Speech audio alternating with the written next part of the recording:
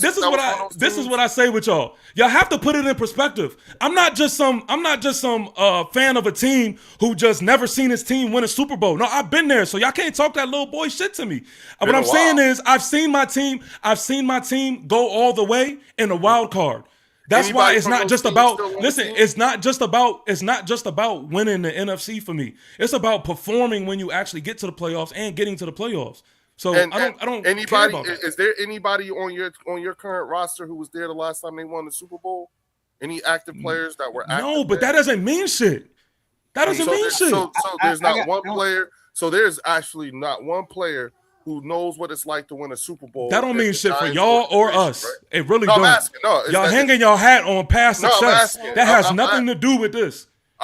I'm just asking, just off of GP, like, so there's basically no active players who were on your team that were there the last time y'all won the Super Bowl.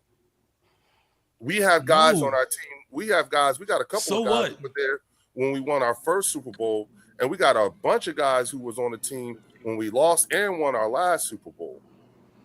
No, so there's what? What does that mean?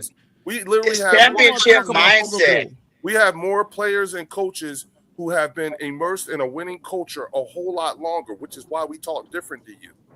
You have y'all talk differently because y'all delusional. But there is nobody. You're delusional. You're delusional. Okay, y'all are delusional too. Your quarterback is throwing at everybody outside of an Eagles jersey, and y'all over here. Put us in that white room. Please don't put us in that white room with you, because you're talking about. Okay.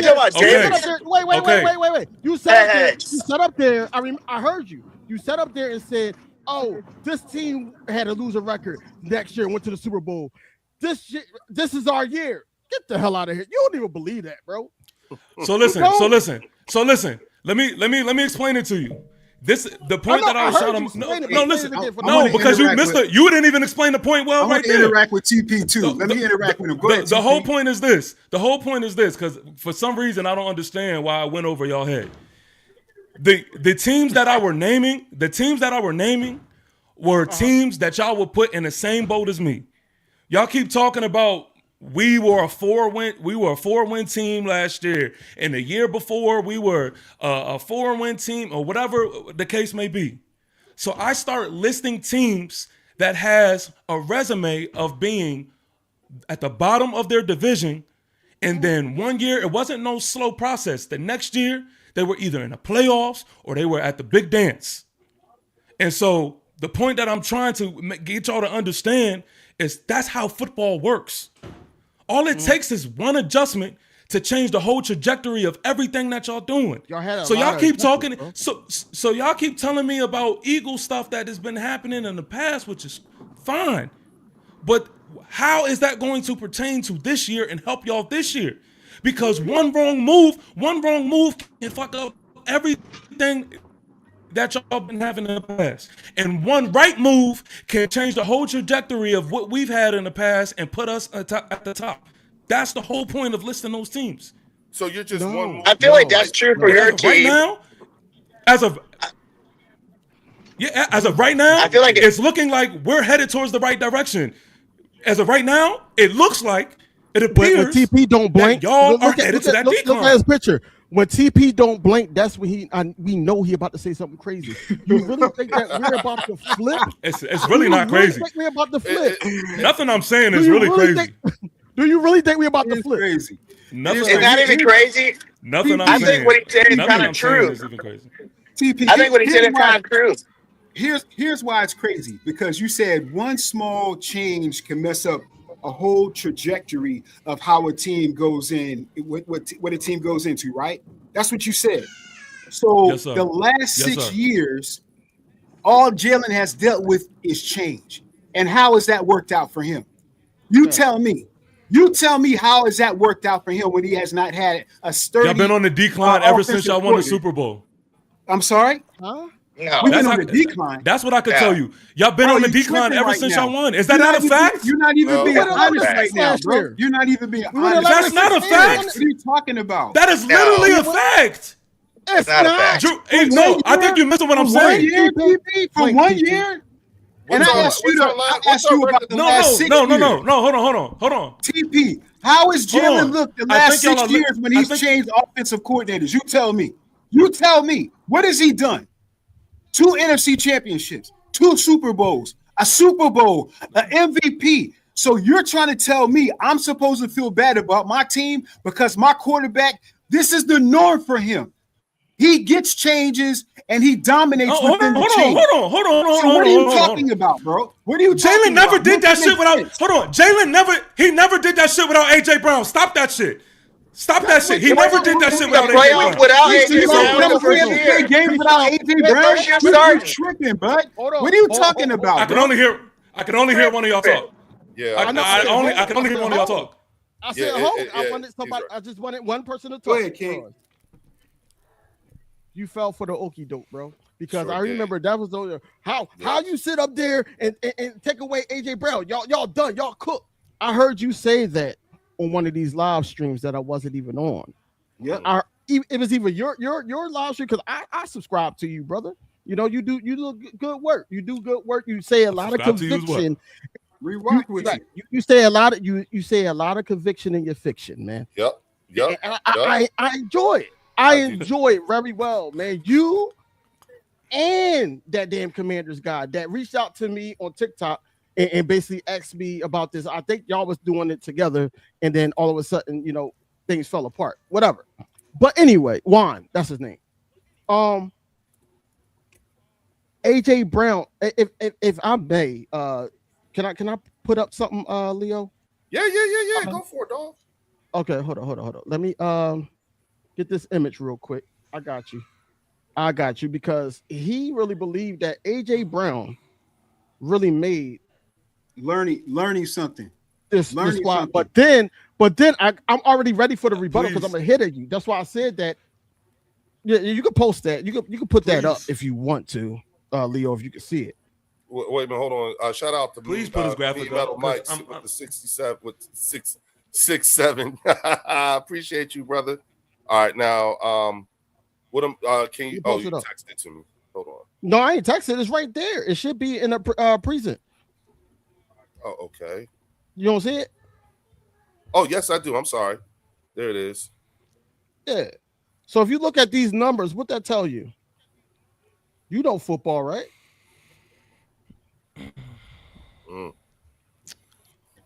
7 or few targets. Y'all were 13-0. Y'all averaged 27 points per game. Okay, and you rushed 175 rushes per game. 8 plus targets. Y'all were 9-6. You had 23 points per game. You rushed for 125, of course. Okay. All right. So help me put this together. I mean, what does this mean to you? Because this means one thing to me. What does this mean to you? No. I want to hear what you think first before I rebuttal. What you think about it? Okay, so to me, like I've said before, when AJ is on the field, it's not just about the stats that he gets. It is not just about the targets that he gets. It's about AJ being on the field and how you have to counter the fact that he's there, point blank, period. Right. So this, to me, I mean, I don't truly understand what this is supposed to. Can I tell you? Wait. Can I tell you that half of those 8+ target situations and all that, and in that win-loss column and 9-6, that he was injured majority of that time? Thank you. Or he didn't even play in that game. So that's what I'm saying. You're saying, because you're saying everybody's saying, I posted this up, I did a TikTok about it, I put it on my shorts and all that. They all saying you actually don't know football. Yes, I do know football. I knew exactly what you was about to say before you said it. You sat up there and say on the field that he was going to take away from the other receivers, right? Yes. Okay, he's taking away from the other receivers, but it takes the other receivers to sit up there and do their goddamn job too. Period. We're not going to just put it all on AJ Brown just being a decoy of the passing game. We can't. He's just one individual. He's a great receiver. Don't get me wrong, but you cannot sit up there and say that Devontae Smith wouldn't have still got his. You can't say that Jahan Dotson would have still got these big catches. Dallas Goedert wouldn't have a career year last year. You can't sit up there and say things like that. And again, we was driving on novice with Nick Sirianni and Kevin Patullo last year, and we still won 11-6. How are we declining if we win in the division? And then how we sit up there and talk about AJ Brown not being on the team if the record shows that we were 13-0 when he's getting less targets. We don't need him because there are so many things that is not factored into this whole stat line here. For one is this. Like, there's a respect that is had from Devontae Smith. Let's not get twisted. I'm not saying that Devontae Smith is just some random receiver. You're not calling him, but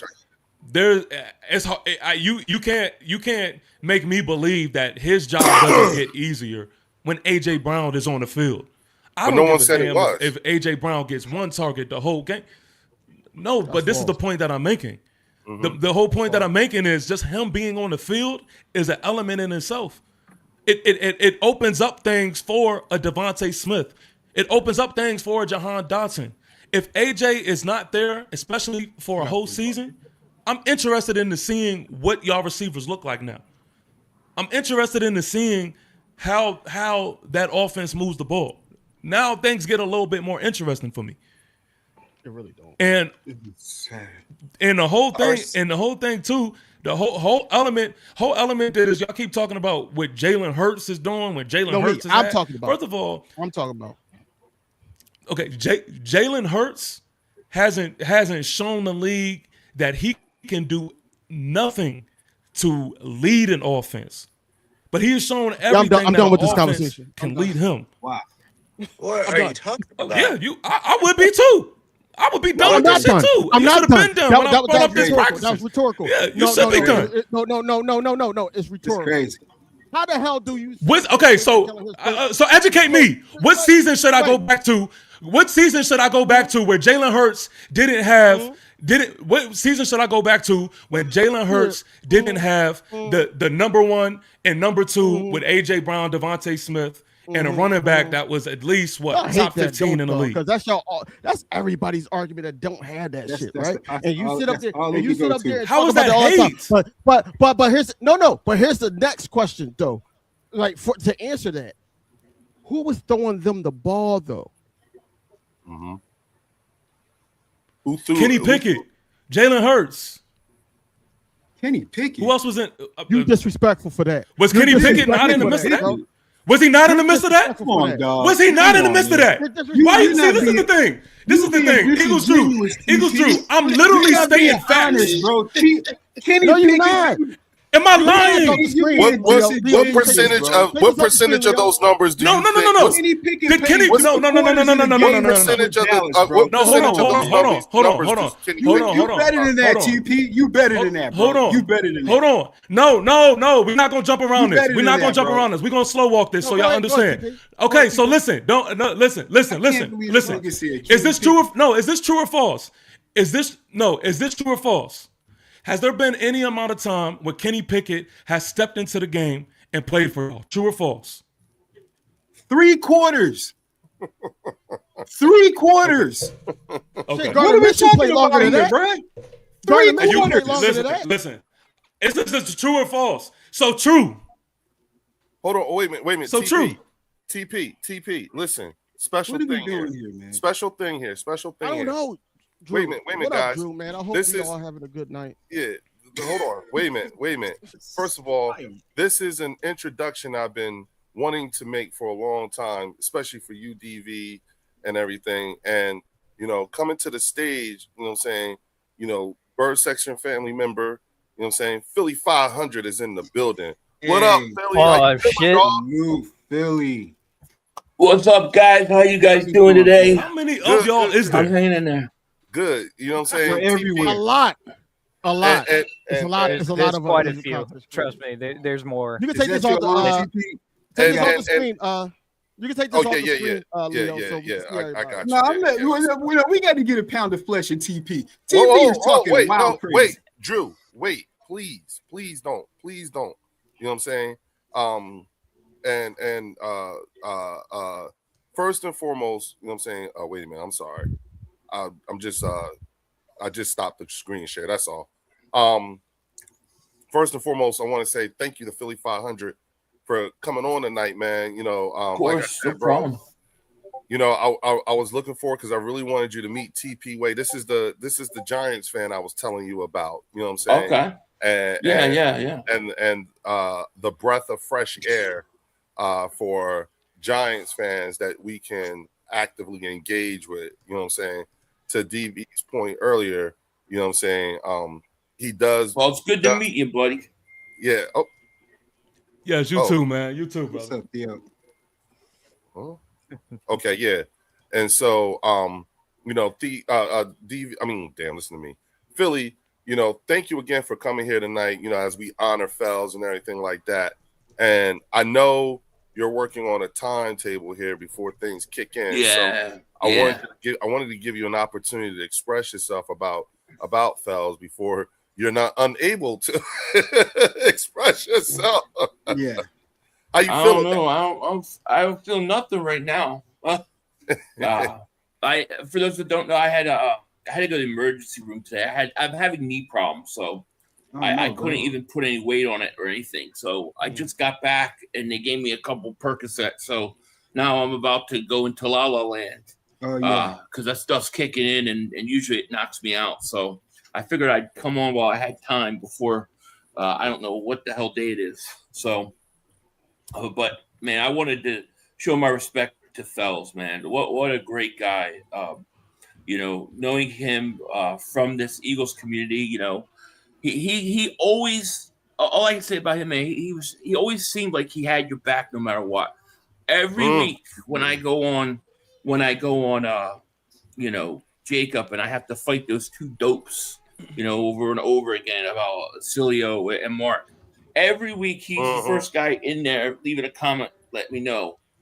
You did good, big dog. You did good. You got him. You know what I mean? Yeah. Always, you know, and Yeah. I always appreciated that, man. And I always thought that on the shows, even the ones I'm on, he always brought life, you know, and I just had so much respect for him. So when you told me that loss the other day, I couldn't believe it, man. And you know, he's been in my prayers, and I've been praying for his family and stuff. But what a great guy. I wish I would have been able to meet him and get to know him more. But the time I did get to share with him, he was wonderful. You know, and it's funny because and here's something else too.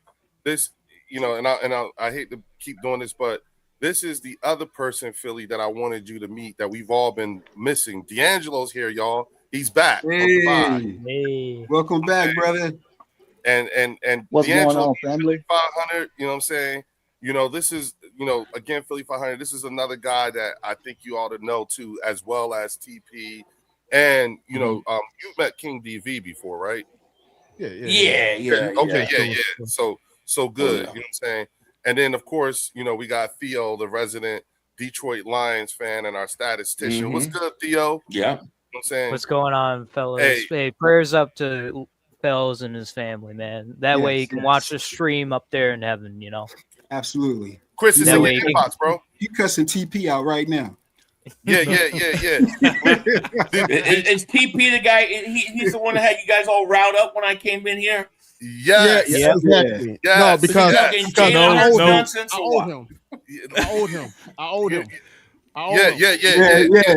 He owned one. Yeah. But he's sober now. Yeah. A Philly TP Way, the Giant, is on one tonight. He is on one, and DV is just like. And by week 5, he'll be doing mock dress. Come on, Hey, my point. Hey, you want to know what's funny? You know what's funny? I came up here, right? And my whole tactic was to come up here and not raise my voice once. It's impossible. I threw that shit out the window. I'm not gonna be able to do that shit. It's just impossible. I ain't gonna be able to do it. But can I? TP? There's too much history, man. TP, can I ask you a question? What are you raising your voice for? You ain't had a winning record in a decade. What you raising your voice for? You might as well whisper. That's the stuff I like to hear. That's the stuff I like to hear. I was raising my voice last year when we punched y'all in the mouth on primetime television. I mean, I was raising my voice then. I didn't really hear y'all raising y'all voice though. Did you? Did you raise your voice in the second game? Correct. Did you raise your voice the second game, and then after all, what you want after that? You want what? Three more games? Yeah, I did. I did when the referee clearly seen that Jalen Hurts fumbled the ball when he tried that tush push shit, and everybody wanted to act like they was Ray Charles out there. I was raising my voice on that. I was also raising my voice when the corner had a handful of jersey of Darius Slayton and we scored, and they had to call it back because I don't know. Apparently after the touchdown. He remembers every play. I don't remember those games because I only remember. I'm here to remind playoffs, Super Bowls, but when you don't have to play in any big games for 12 years, I guess you got to remember those. Y'all playoffs were short lived. Y'all don't have a lot to remember. It was short lived. Now wait a minute. Now Philly, they did play in the big game. The last time the Giants made the playoffs, they played in the big game. I remember we beat that one, and we beat the sleeves off of you. I remember it was us. We beat the chopped cheese out of them. And then you know who that us is? We ran off. You know who that us is? AJ Brown is included in that us. AJ Brown is included in that us. Here we go. Hey, breaking. So when you say us, make sure you.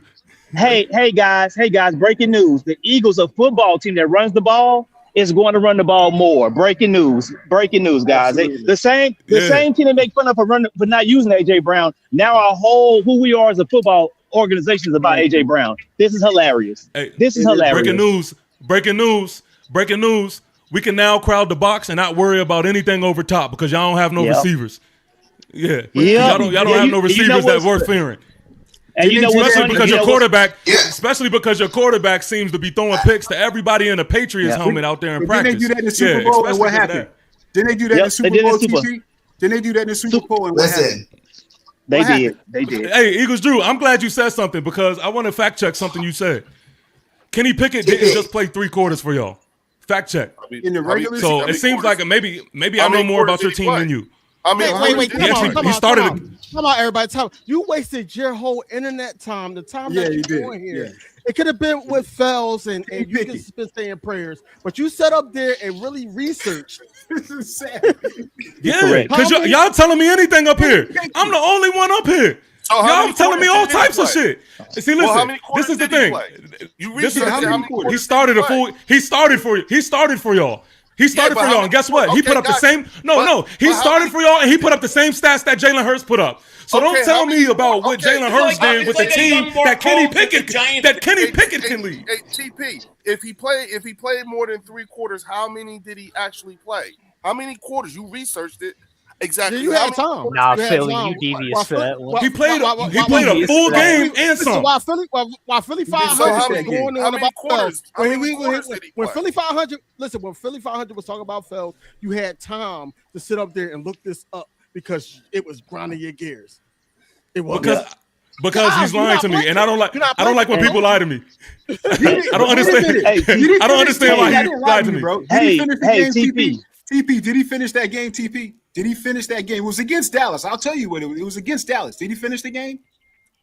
Did he finish the game? Yes. Hold on, Uncle Drew. No, he did not. Hold on, Uncle Drew. What TP, game are we even talking about? Hey, TP. This we don't know. We don't know exactly. TP, you know what makes me sad. TP, we don't know what game. Hold on, fellas. Fellas. TP, you know what makes me sad?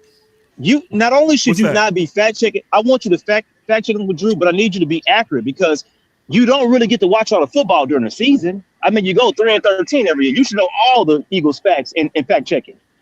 Your season ends in the middle of September. Oh shit! Wait a minute. When y'all say every year, why do y'all want to discount? Hold on. Before you start talking, hold on, because I want to make sure I can concentrate. Okay, to be able to hear it. Okay. All right, go ahead. Go ahead. I'm sorry. Now, what you gonna say? Huh? Go ahead. I'm listening. Go ahead. Actually, Leo, right. Leo, you look like you have more sense than what you did just a minute ago. Yeah. Listen, y'all, look. As someone, Leo loves to always talk about how he has this understanding of communication and he understands words and things like that. Well, I'm a word person myself, and when I hear every literally means every. And when you say every, you're taking away the fact that we have won Super Bowls in a time frame that is respectable. So y'all can't sit here and act like y'all just been the big bad wolves for all my existence. We're not Dallas. You can't talk to me like that. Well, how long have No, y'all have not. No, y'all have not. Well, how no, long y'all have not. How long have we been the big bad wolves? Not your entire existence, but how many years of your existence have we? At least we've been the big bad wolf for 3 quarters. Well, look, I'm not going to look up anything. I'm not going to look up anything because I know football, and I know for at least the last decade we were 16-6 versus the Giants. 16-6. Listen. We've been knocking the chopped cheese out of y'all for the last decade. You might want to use your inside voice, TP. Cool. Look. None of that shit gonna help you this year. None of that shit gonna help you this year. TP, hear me out. TP, hear me out. Hear me out, bro. Hear me out. Listen. TP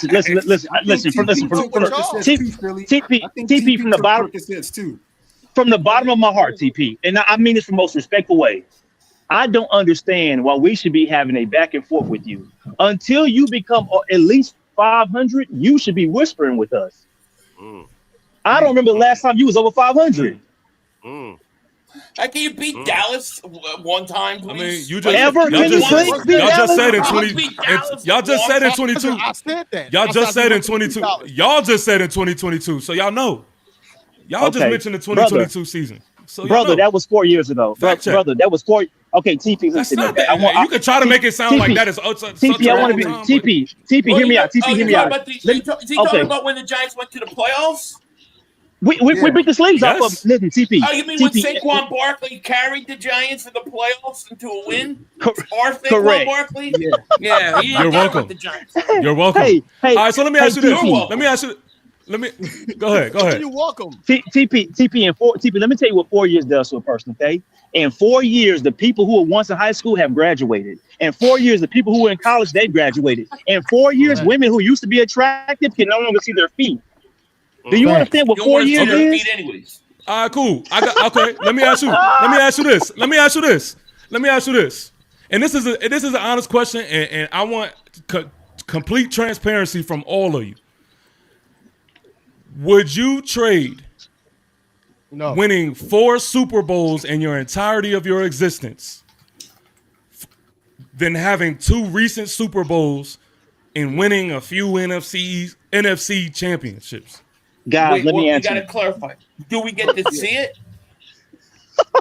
Do we see the 4 in the past? No, you don't get to see the first 2. You don't get to see the first 2, but you see the last 2.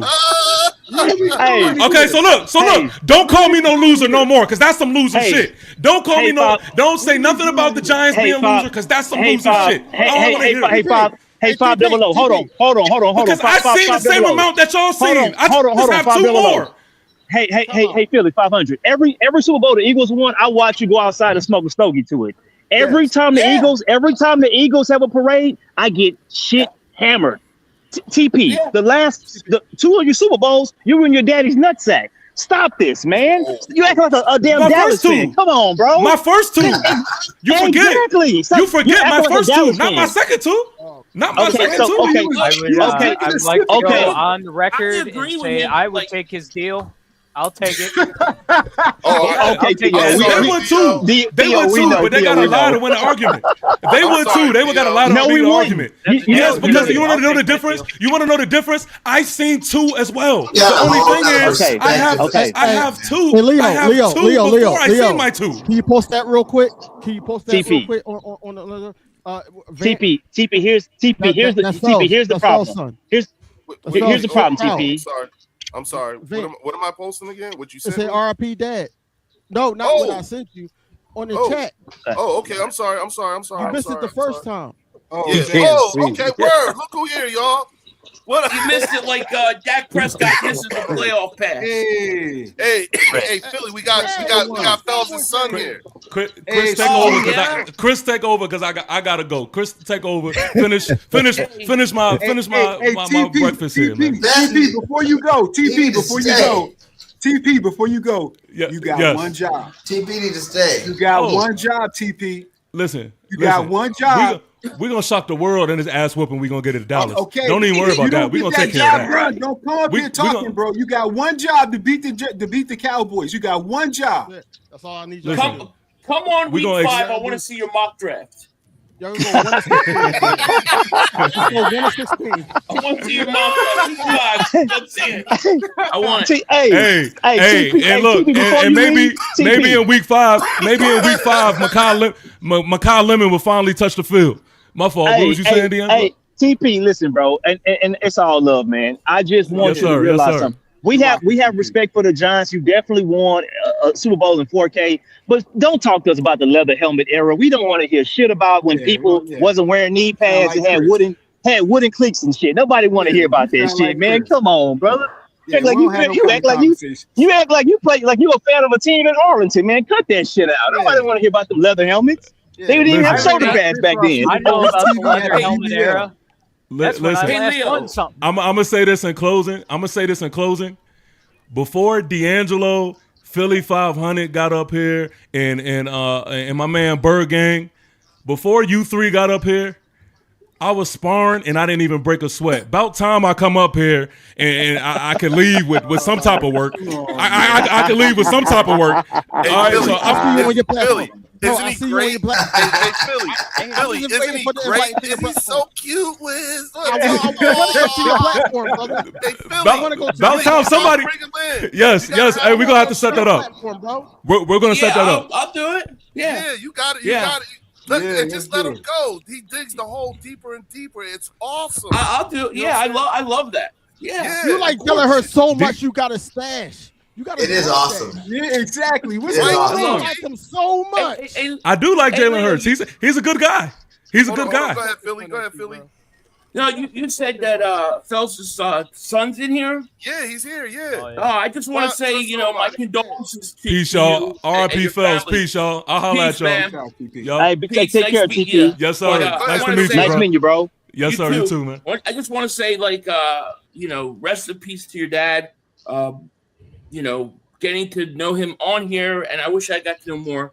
He was a great, great man and a loyal guy, and I really, really enjoyed the times I got to interact with him. So I just want to tell you that your family has been my prayers, and thanks for letting us share this moment to come on and give him some respect, man. So thank you. Yeah, I want to chime in also, man. And hey, to Phil's sons, man, I never got a chance to speak to you. I was actually in Saudi Arabia in Dubai, man, and I actually took a phone call with your dad. It was me, Leo, FELZ, and Rob A, man, and I was over there in that heat, man. We talked ball for a good 2-3 hours, man. And one thing I can say about FELZ loved that football, man. He loved the Eagles, man, passionate fan. I flew back in, and Leo texted me and broke the news to me, and I just stopped where I was at and I just froze, man, because like I said, I just spoke to him on the phone, and it breaks my heart. And the one thing I'm gonna say, and I'm gonna land here, I can tell you what's going on in heaven right now. FELZ is having a conversation with Reggie White. Him and Jerome Brown are talking about the good old days. I'm telling y'all, man. FELZ in heaven right now talking that ball, man. We're going to miss him. We definitely going to miss him forever, man. And I just want to remind everybody, if you look on my screen, you will see the QR code for FELZ's GoFundMe page. So as you hit the like and subscribe button, to everybody that's here, you know what I'm saying? Because that's what this is really about. We're talking football to honor FELZ, because he would be right up in here in the middle of all this, hooping and hollering and screaming with us. You know what I'm saying? Thank you, TP. Probably be cussing out TP way. Yup. Thank you, Theo. Yes, thank you. You know what I'm saying? No. And I want to say thank you to TP for coming in here and stirring up the pot like he did, because you did exactly what I wanted. You know what I'm saying? And now you can get busy. And listen, busy working on mock drafts. Amen. Hey, and Philly and D'Angelo, you know what I'm saying? And DV, it is a pleasure for me to introduce you guys to Chris from the Cowboy Up podcast. He's out there on the West Coast shoot, Philly. You know what I'm saying? Okay. This is the other new breath of fresh air from the Cowboys fan base that I was telling you about as well. Like I'm so happy you're here because everybody that I've been telling you about, you know what I'm saying, just happened to be here. You know what I'm saying? And we got BG here, you know what I'm saying, and got DV. Like, thank you, FELZ. Thank you for hooking this up. Thank you. You know what I'm saying? Thank you for hooking this up because he could bring us all together like this. Yeah, You know just what I'm because saying? he's gone doesn't mean he does. He Yeah. wants bad shows. That's right. He wants Hey, something you know good. what? Say that I'm- shit again, Theo. Yeah, You ain't please never say lying. Yeah. You know what Just I'm I do because saying? wanna he's say gone something doesn't that- mean he doesn't want a bad show. Yup. He's still That's watching. right. He's still looking at the VOD. He's still looking at the stream. That's why we got to Why send the prayers up. Why you think I was this animated today? Still in the chat. He's still in the chat. You said FELZ tapped you on your shoulder. Yeah. That wasn't all you. That was a whole lot of FELZ in that too. You know what I'm saying? And let me- we all heard it. You know, but I just want you know what I'm saying. I really wanted, and I thank you again. You know what I'm saying, because we do got the other ops here with Chris from the Cowboys Up podcast. Make sure y'all go to his channel and sub up as well. You know what I'm saying. But this is he represents a whole nother change of pace. You know what I'm saying, including I'm hoping at some point Angry of being here too. You know what I'm saying. Philly, I know you know Angry Cowboy, right? I think so. I think so. I get confused with all the names sometimes. It's all okay. Cowboy fans. Yeah, it's all these. It's not much to it. You know what I'm saying? Like you can only call it. So I don't know. It's not their fault. Go ahead, Chris. Won't you go ahead and tell everybody about yourself? Get your thoughts. Show us the tape. Well. Yeah. Oh, hey, show Philly. Hey, Philly, watch this shit, Philly. Look at this. I'm not doing Look it. at this. I'm not doing it for y'all amusement tonight. It's all about FELZ tonight. God damn it. It's all about FELZ. That's fucked up. What am I? What is it? I will not. You know. The VHS tape. All right, come on, Chris. Fuck it. Come on, Chris. Yeah, for come FELZ. on, show Yeah, Philly. peer Philly, pressure. Philly, Yeah, Philly, watch this shit, Philly. Watch this shit, Philly. Oh, ain't see this wait, shit. wait, FELZ wait, will want to see Philly, it. Philly. Okay, I'm ready. If you got yours handy, get them on now. Hurry up and get them on now. Mine? Get them on now. I don't know. Oh shit! Oh shit! Philly, oh! Holy shit! It's a real one. Hey Leo, That's Leo, a real clip one. that. Hey, kid, clip that joint. Come on, Yeah. circle that. Screenshot. That was for It's FELZ only. disgusting. Hey Chris, Look at the That was covers, for like FELZ they're nice only. and shiny. That hey was Chris, for FELZ only. is it rewind? He just Is took it out the rewind? plastic. He took that Hey. joint out the Rewind. plastic last week. Hey, I'm Man, they do really do this. I'm only tolerating this for FELZ, okay? R.I.P. We appreciate it. We appreciate What are it. you gonna do when you're? Appreciate it. When you have a VHS to watch That was it? awesome. I am not gonna tolerate any more of this nonsense, though. I Okay. just want to know: do you have a VHS to watch it? First of all, hello, fellas, man. I appreciate the invite, Leo. I do. I'm not gonna Oh my get God. all animated like TP. Let y'all draw me out. Y'all will not draw me out size like y'all do. Chris, I ain't shit, right? I say it. I know y'all ain't shit. He was way offside. Your teams ain't shit. You know, ever since the beginning of Earth didn't start until 2017. I understand y'all ain't shit. So anyway, I will not let y'all draw me outside. I don't care about your jokes. Yeah, I got a goddamn VCR. It's so sitting right over here. I'm sick of this shit. What are you gonna do Okay? when it breaks? And it works. You're gonna run out. It works. Hey, my VCR is like a car in Cuba. You just got to keep fixing that some bitch, okay? Got to keep doing it. That's I'm funny. not gonna Hey, tolerate Chris, I this. got a question. Did you rewind? Did you rewind it? You have No, to rewind it's it like before you watch it. it's again. like Be kind and rewind. it's Be like kind, a- rewind. It's like an 8-track tape. You got to watch it straight through, and it'll start all over. Jeez Louise. That's hilarious. Man, one day them Cowboy fans, they're not going to have any more VCRs in the world. They're going to be out. They're going to be impossible to get. And they're all going to be sitting there with their VCR tapes. That should be like an Alfred Hitchcock show. I love that's the Eagles fans' only joke. Okay, I appreciate y'all originality. I appreciate y'all originality. Now other fans say the 1-star rating and all that. Yeah, that's okay. That one's played out now too, and I understand. I like the one that y'all say the cowgirls, and I was like. Yeah, y'all ain't heterosexual. I like women too. I like cowgirls. Gotti's the new joke. Don't worry. So, but you know, it's I think he makes a great point. All love. It's all love. He makes a great point. It's all love. So go ahead, Philly. Great point. They're running out of names because every year they're becoming more and more irrelevant. To the point where that's your hope. I love that. I love that point where y'all always say the Cowboys are irrelevant, but the first team y'all watch on TV other than the Eagles is the Cowboys. So we ain't too goddamn irrelevant because you watch us and you know everything about us. So if we was irrelevant, you wouldn't even pay attention to the Cowboys, know our records or how long I've had my damn VHR tape. You wouldn't know this. You would not know it. You wouldn't know it if we were irrelevant. You would not know it. You would not know it if we were irrelevant. You know everything about us. What's up, Drew? How you doing, Drew? Good to see you, Drew. Taking a dump because Good to see you, Drew. Good to see you, Chris. I have to watch him. Listen, you when it comes, there's levels to what we're talking about. When it comes to football, when it comes to actually playing football in relevancy, Dallas is no more relevant than the Arizona Cardinals or the Jacksonville Jaguars. Damn. When it comes to popularity, when it comes to popularity, when it comes to popularity, when it comes to glitz and glamour, Dallas is king supreme. But when it comes to actual football, Dallas is irrelevant. You're the only NFC team that hasn't been to an NFC championship in 20 years, bro. Y'all are so cliche. What have you done for me lately? Y'all, and I heard Leo in the beginning. I heard Leo in the beginning of the show to say the only thing we care about is the wins in the regular season, and all we care about is records and this and that. And I think every team cares about that same deal, right? Because if you didn't care about your regular season record, you wouldn't make it to your playoffs and you wouldn't make it to your Super Bowl. You got to win for the regular season, right? That's true. So, but that's not.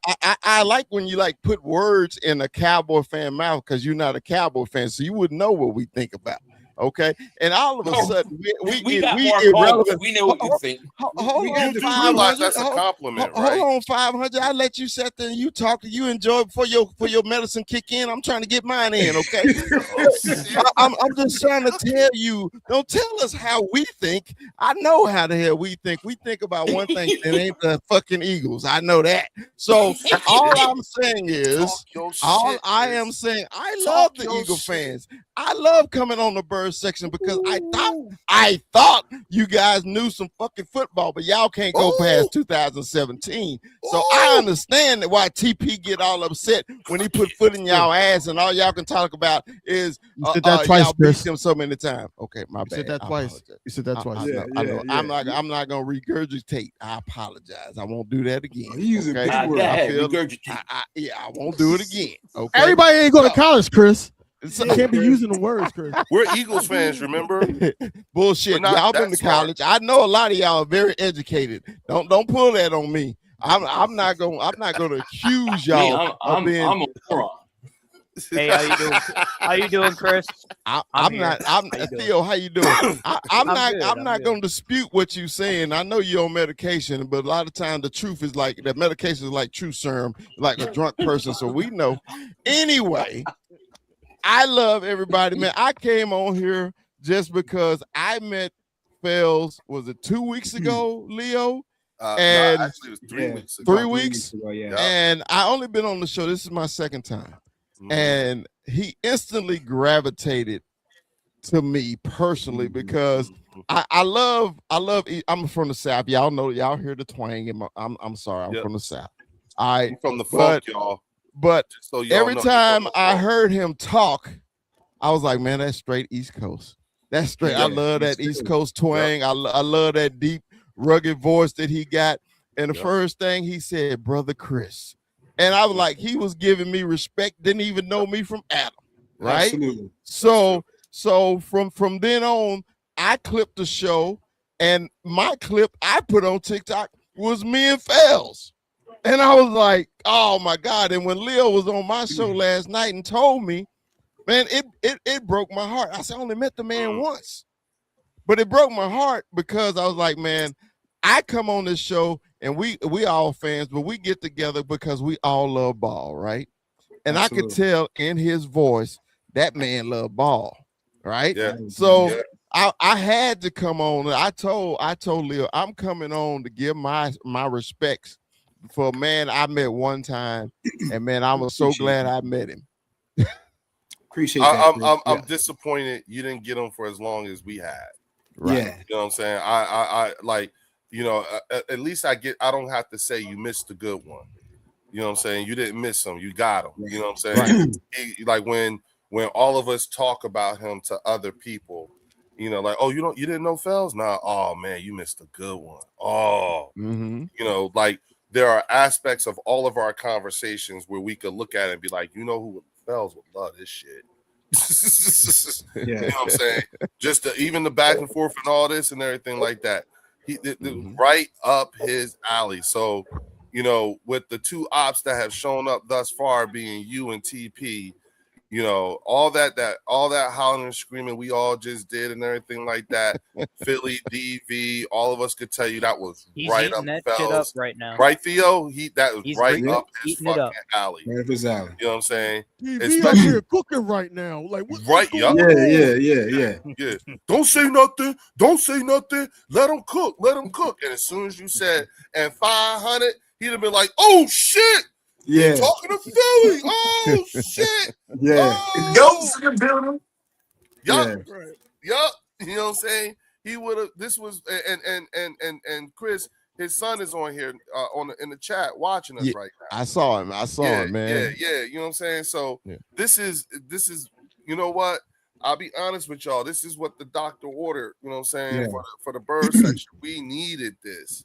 You know what I'm saying? This is. Hey Leo, I want to say something to his son real quick when you're done.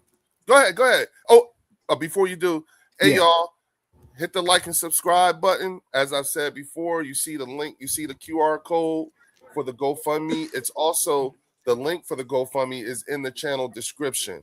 So give what you can. You know, his son is here watching us right now. You know what I'm saying? Let's get those donations up, please. And thank you, whatever you can. You know what I'm saying? How did my girl say it coming to America? She said, we'll take the kind that jingles, but we rather like the kind that folds. Yeah, for sure. Yeah. You know, I just wanted to say real quick, you know, to everybody, follow up with Leo, stand on what he's saying. You know, please let's support as much as you possibly can if you haven't already. You know, FELZ and his family, because you know, FELZ is no longer suffering. He's not having to deal with anything right now. You know, his family is the one that they're dealing with grief and trying to move forward without their dad, you know. So let's remember them. But I do want to say to the family, his sons and his wife, I wanted to say that we appreciate you allowing him to hang out with us, to impact us, because you know we did have a group chat with your dad, but he would call each of us individually and just check on us.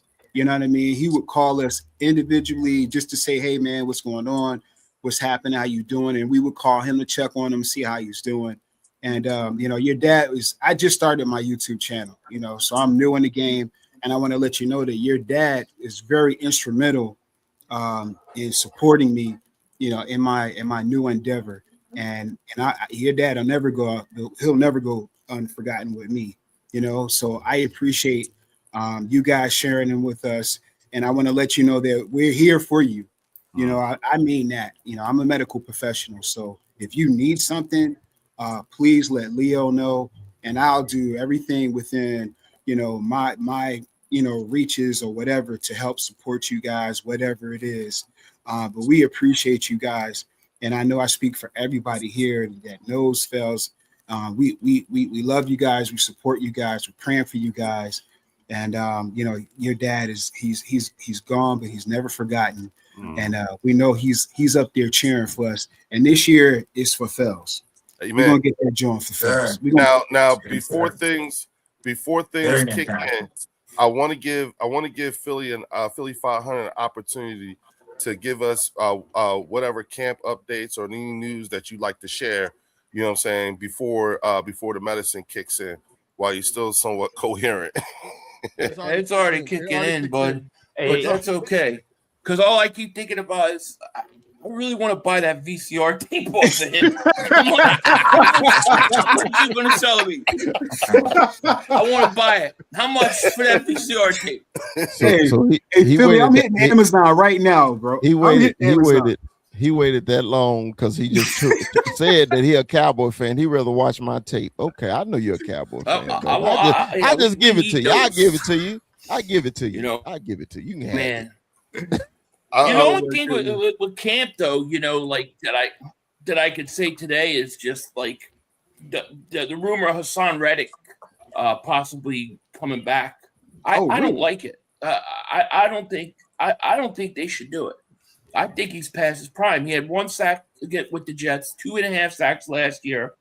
I think that Howie could probably find somebody that would be more impactful. Not to mention that he hated dropping back into pass coverage and doing some of the things Vic Fangio would have him do. So I'm actually like I'm not against it, obviously, but I don't think it's something we need to do. What if we went and got Josh and brought him back? Josh Sweat? Yeah. Josh Sweat. Oh, 1,000%. Yes. Yeah, all day. I take Josh Sweat. Yeah. Okay. I just feel like hearing what we heard about the AJ Brown and Hassan Reddick beef back then, you know, whether it's true or not, if AJ's gone now, you know, Hassan Reddick, you know, some players play better on certain teams. And, you know, we can use depth, you know, and he won't be getting that full bag like he was trying to get on the way out. You know, he did get 16 sacks on the way out the door. You know what I'm saying? He wasn't in line with AJ, and AJ was a bigger star at the time, so he took the backseat to that, and he got the tail end of that deal. To bring him back to be a rotational pass rusher, I think, you know, give it a shot. You know what I'm saying? I think we need more depth. It's worth a shot. It'd be a low risk, high reward type thing, because I still think that, you know, the Fangio system itself, with all the talent on our defense, we don't need him to be a world beater. You know, we don't need him out here being the best defensive end like he was that Super Bowl year we lost. You know, we just need him to come in and, you know, get a couple sacks, do your job once you're in the game. You know, we don't need those stars no more. How old is Hassan Reddick? He's like got to be in his 30s, I think. Yeah. But like, why not go out and have Howie get somebody with 1-2 years left on a rookie contract, somebody who maybe get you 6-7 sacks in a year and could do everything. Like I think that would be more interesting to me than Hassan Reddick. And I say that as a guy who didn't want Reddick to go. But I just think that, like, I mean, the guy had 3.5 sacks in 2 years.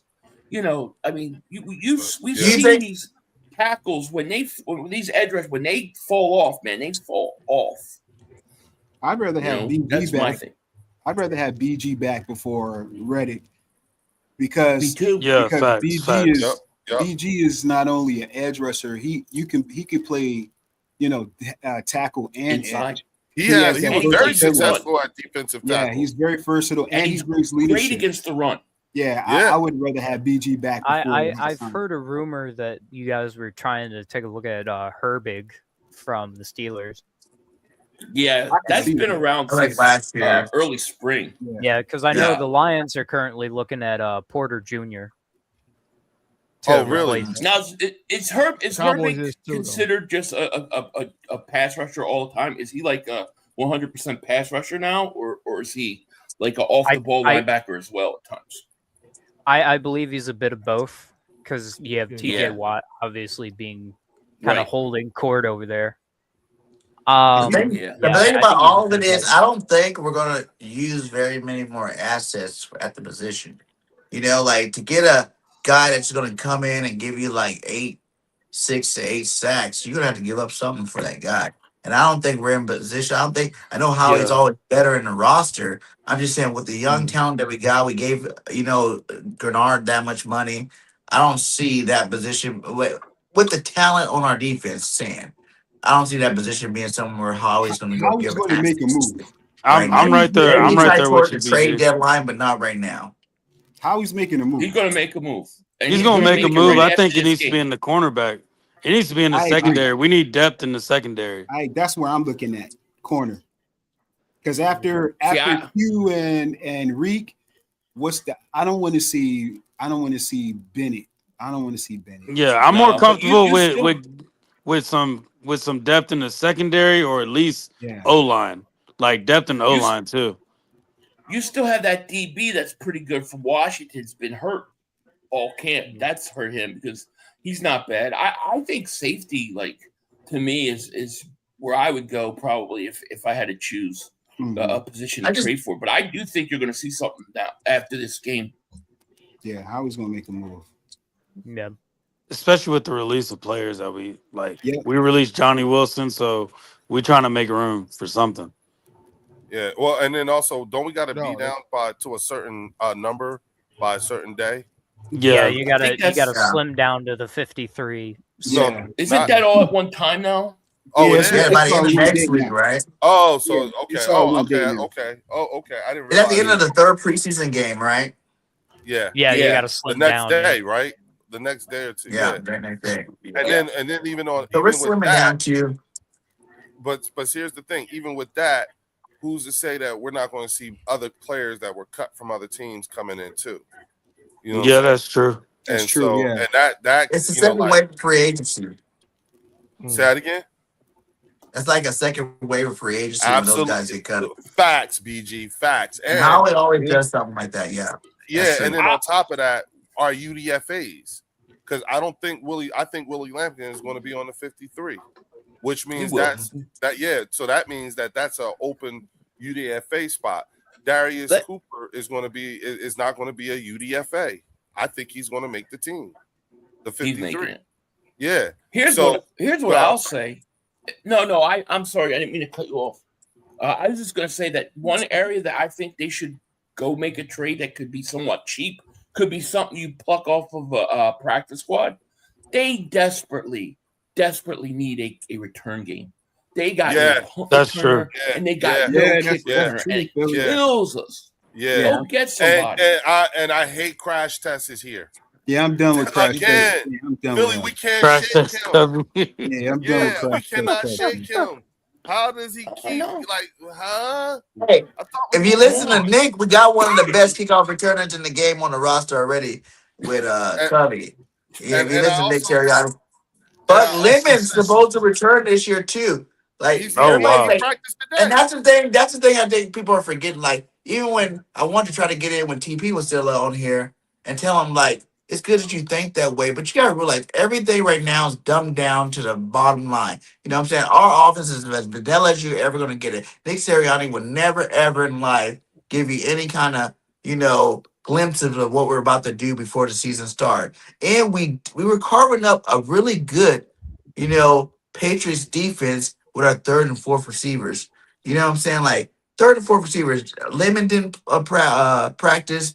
Smitty didn't go against those guys. They're not playing in the game tomorrow. To be able to do something like that with a new system without your two-star receivers in, that's something to be said. Like, you got to look at things like that. Jalen's out there throwing interception, but when are you supposed to throw the interception? You're supposed to throw it in training camp. You got a vanilla offense. You're testing yourself. You're trying to see what you can squeeze in there. Interceptions happen. Usually the season with a good quarterbacks throwing high interceptions in preseason, they have great years unless the interceptions follow them through the season. But for the most part, they have good years. They're out there testing things. We're keeping things close to the vest, man. It's like Lemon could be our star kick returner.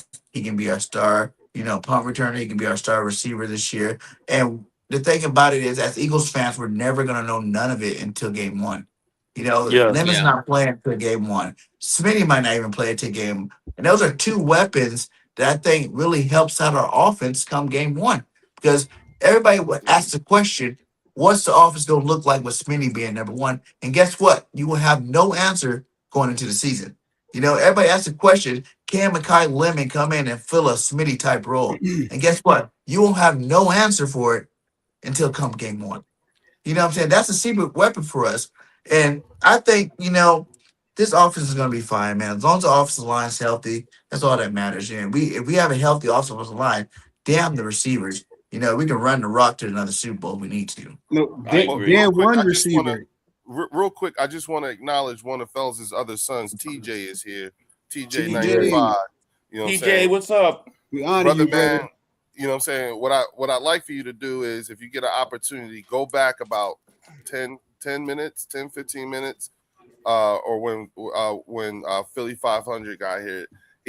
Everyone has actual specific messages for you and your brother and your other siblings. So go back and you'll see everything that they've specifically said for you and your mom too. So just want to make sure we got that. I wanted to make sure that you understood, like, again, how this is all for you. This you're in honor of your dad, and believe me, we have had a fire ass show so far. Yeah. Hey, Leo. Mm-hmm. Is it okay if tomorrow during my stream I post I put the GoFundMe Hell yeah, please thing on there? Hell right. yeah, I just want to make sure it's okay. Yeah, Appreciate that. Everybody, Yeah. listen. Everybody, Yeah. if you can, you copy and paste. I put the link for the GoFundMe in my in the description, so you could just copy and paste it and share the shit out of this. You know what I'm saying? Yeah. Again, next Friday, I am going to be live streaming the funeral. I got permission from his wife, Nicole, and I'm going to have this QR code up here. And I'm also going to have the original link to the live stream just in case if I get disconnected, you would still be able to have a means to actually virtually attend the funeral, because there's so many people who are really upset that that this happened and wish they could be here because they're not in market. But I will be in attendance at the funeral, and I'm going to speak, and I'll be speak watching on all of our behalves. You know what I'm saying? But the funeral is on Friday, August 28th at 11 a.m. And I will have the flyer and everything's where if you want to send flowers and so forth, you'll be able to do that, and it will be part of my thumbnails and stuff like that, just to let folks know that I will be live streaming it. And as a matter of fact, I know how I'm gonna do it. I know what I'm gonna do. I'll create it right now and use the flyer as the thumbnail so that everybody could get it. Bam.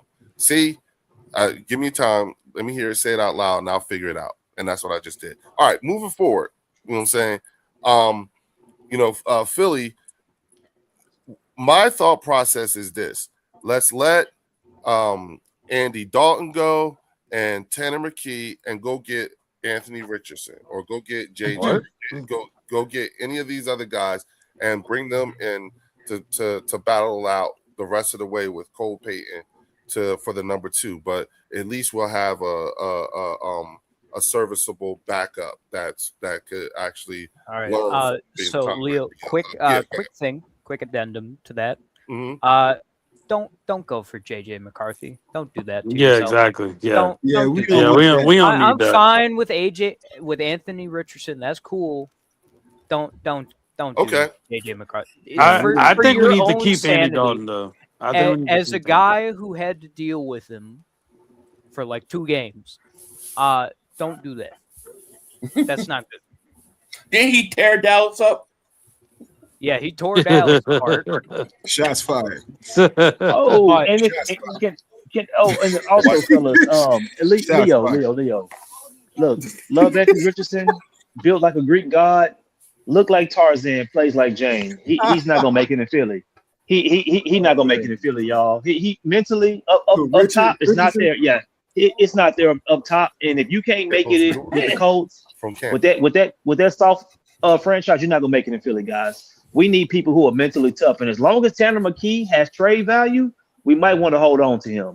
Well, I think Tanner McKee is kind of devaluing his trade value right now. Yeah, that's the issue. Honestly, Leo, I'm gonna say this right. Don't go for Richardson. Don't go for JJ McCarthy. Go for Joe Shador. Flacco. No, Joe Flacco.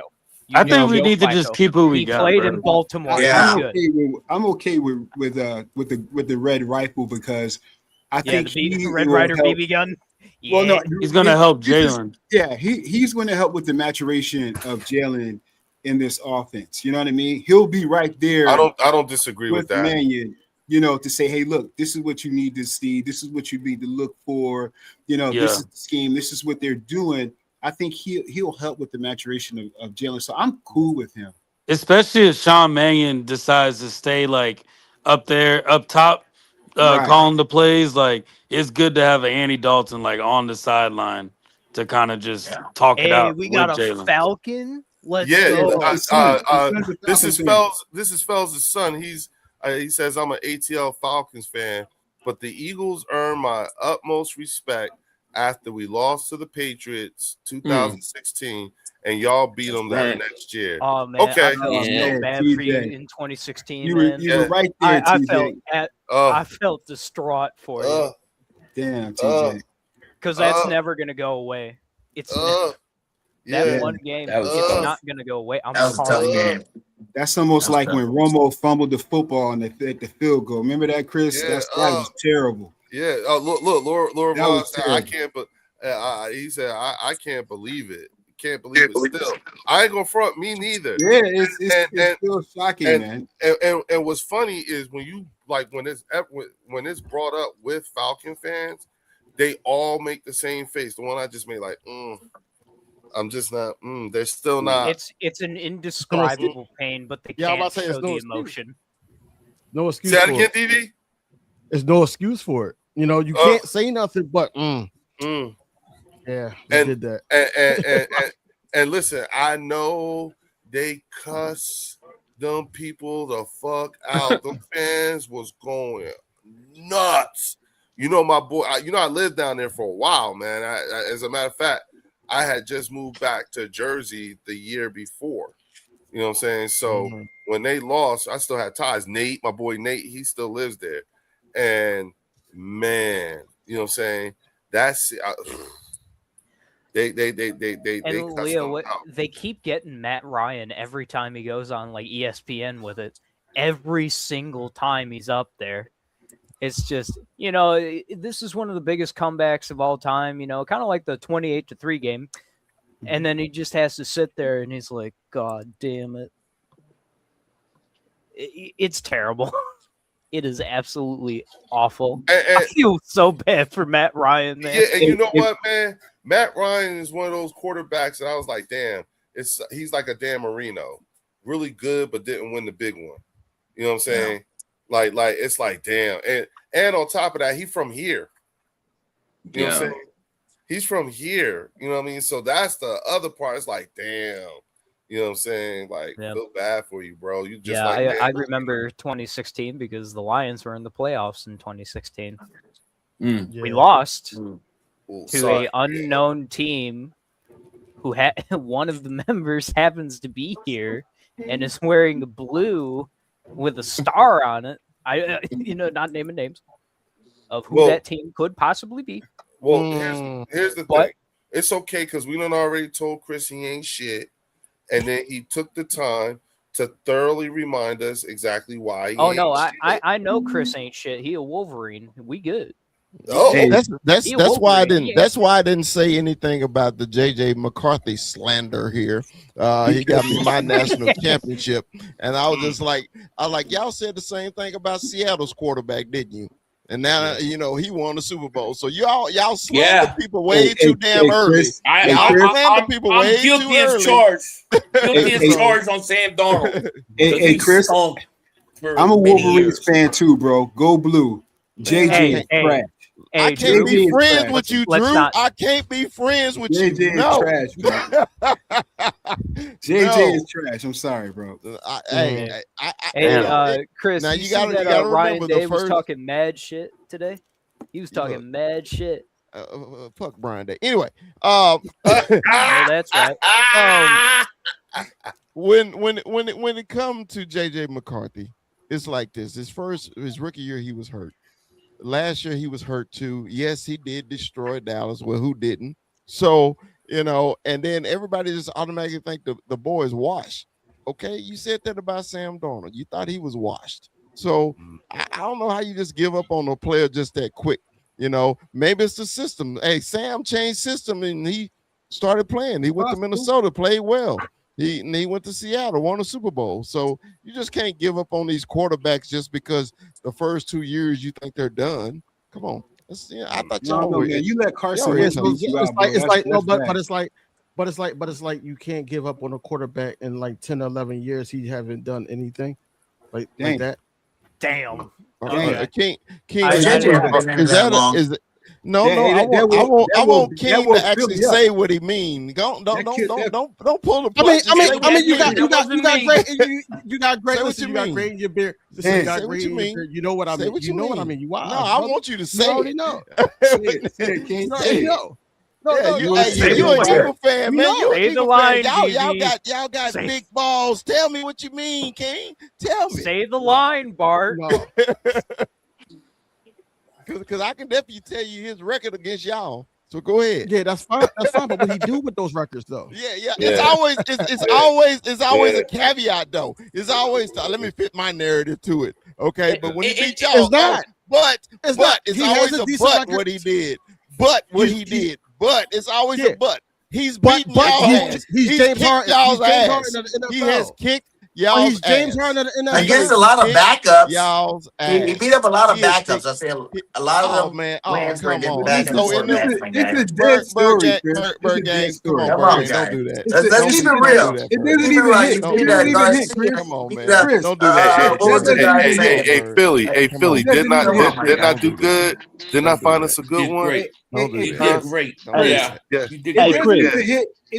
But they all fall into the Dak trap, don't they? Right. That's my point. That's my point. Chris. This is a breath of fresh air. You know what I'm saying? Like I'm just trying to help. Like I'm trying to give you some new meat. You know what I'm saying? Like, I'm gonna have all these guys on. Yeah, you got to get him. He's in the same time zone. Wait, if Dak swept us let's say Dak plays 4 more years.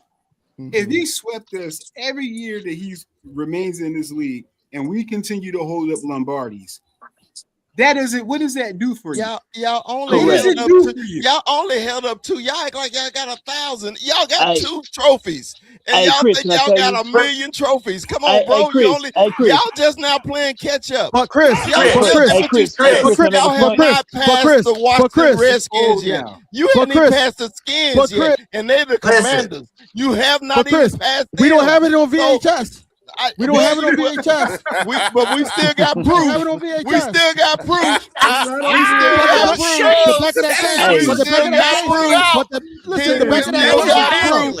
We still got proof. Yellow now. But I always say, if you want us to go back 30 years, we still have proof. Chris, we got proof. I'm going back 60. And I'm talking about the championships because that's a long time, my guy. 30 years, 60 years. You might as well be in the same category. Let's keep it relevant. We got the latest 2 Super Bowls in the division. Chris, Chris, this is what I want to tell you. Chris, can you hear me? This is D'Angelo. Can you hear me? Yeah, we got you. Yeah, I can. Okay, Chris, this is what I want to tell you, man. You're not gonna believe me when I tell you this, but I'm actually a huge Dak Prescott fan.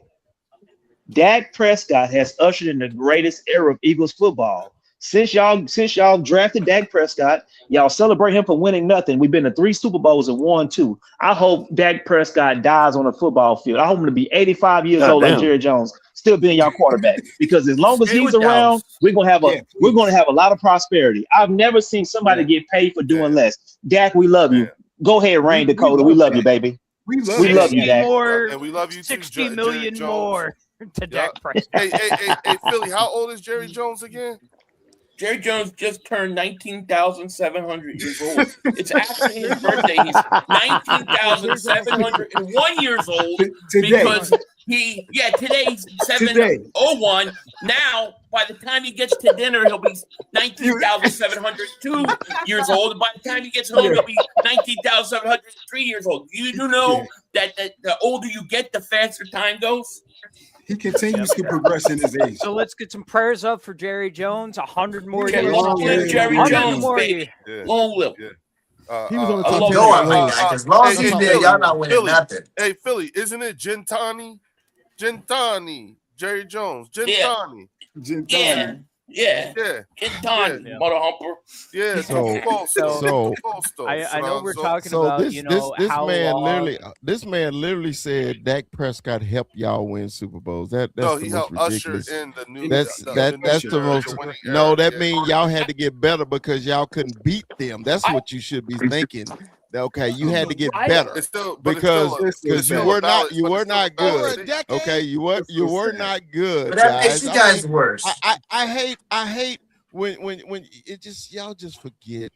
And then when you forget, no, I don't forget anything. I know y'all have been to 3 Super Bowls. Yes, we know. Hell, we've been to 8. And we've been to 8, Philly. We've been to 8. Y'all been to 3.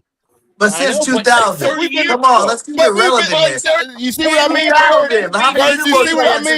You see what I mean, Bird Gang? It's always a but. It's always a but. It's never the truth. It's what I'm saying is the truth. We've been to 8. It ain't no but. Y'all been to 3. But we don't do that. You might as well not even call it Super Bowls. Let's call it championships. And we got when we won, they were all old school. We go old school with it. We're not the Giants, okay? It was all of them were called Super Bowls that we played in. I would in like all to 8. remind everybody the last time the Lions have won something, Dwight D. Eisenhower was president. Just would like to remind the audience that it was called an NFL championship back in my day. To Theo, but since we've been 30 years, y'all think no. Chris. He's right though. Not only that you did not win a Super Bowl, you haven't even sniffed one. Chris. No NFC championship. Yes. No, if you don't win it this year, it's going to be 70 years. That's why the sympathy is there. At least you win it too. You're bitching about 30. I'm going on 70. Well, Leo, theirs was 51 years before they won one. So hey, it's cool. There always is a but. Who? Them damn owls. Hey, Chris. And your butt, but it wasn't called the Super Bowl. When football started, we were winning championships, my guy. It started up with winning championships. The last year they won a Super Bowl was 1996. 1996 was the last year they won a Super Bowl. They started the salary cap in 1994. I was 20. 1994. Jerry Jones couldn't buy them Super Bowls anymore, brother. Yeah. Didn't Gloria Estefan do the halftime show at that one? I think so. No, that was the Michael Jackson one. Hey, King. Wait a minute, hold on. Hey, no, he got the answer right there. Hey, what's that cover? Again, who's on the cover?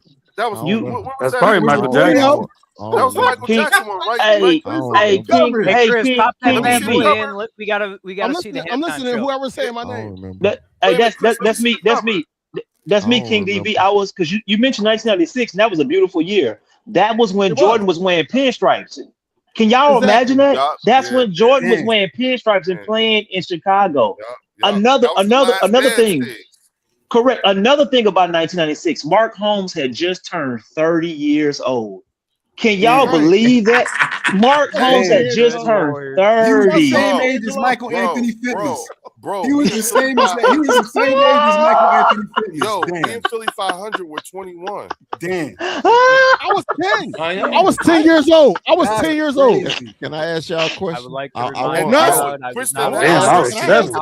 done. That's nasty work. We're not done. Want to ask a question. Can I ask a question? Go ahead, man. Okay. Where was this energy before 17? I just want to know. Y'all didn't have none of this energy. Even before 17.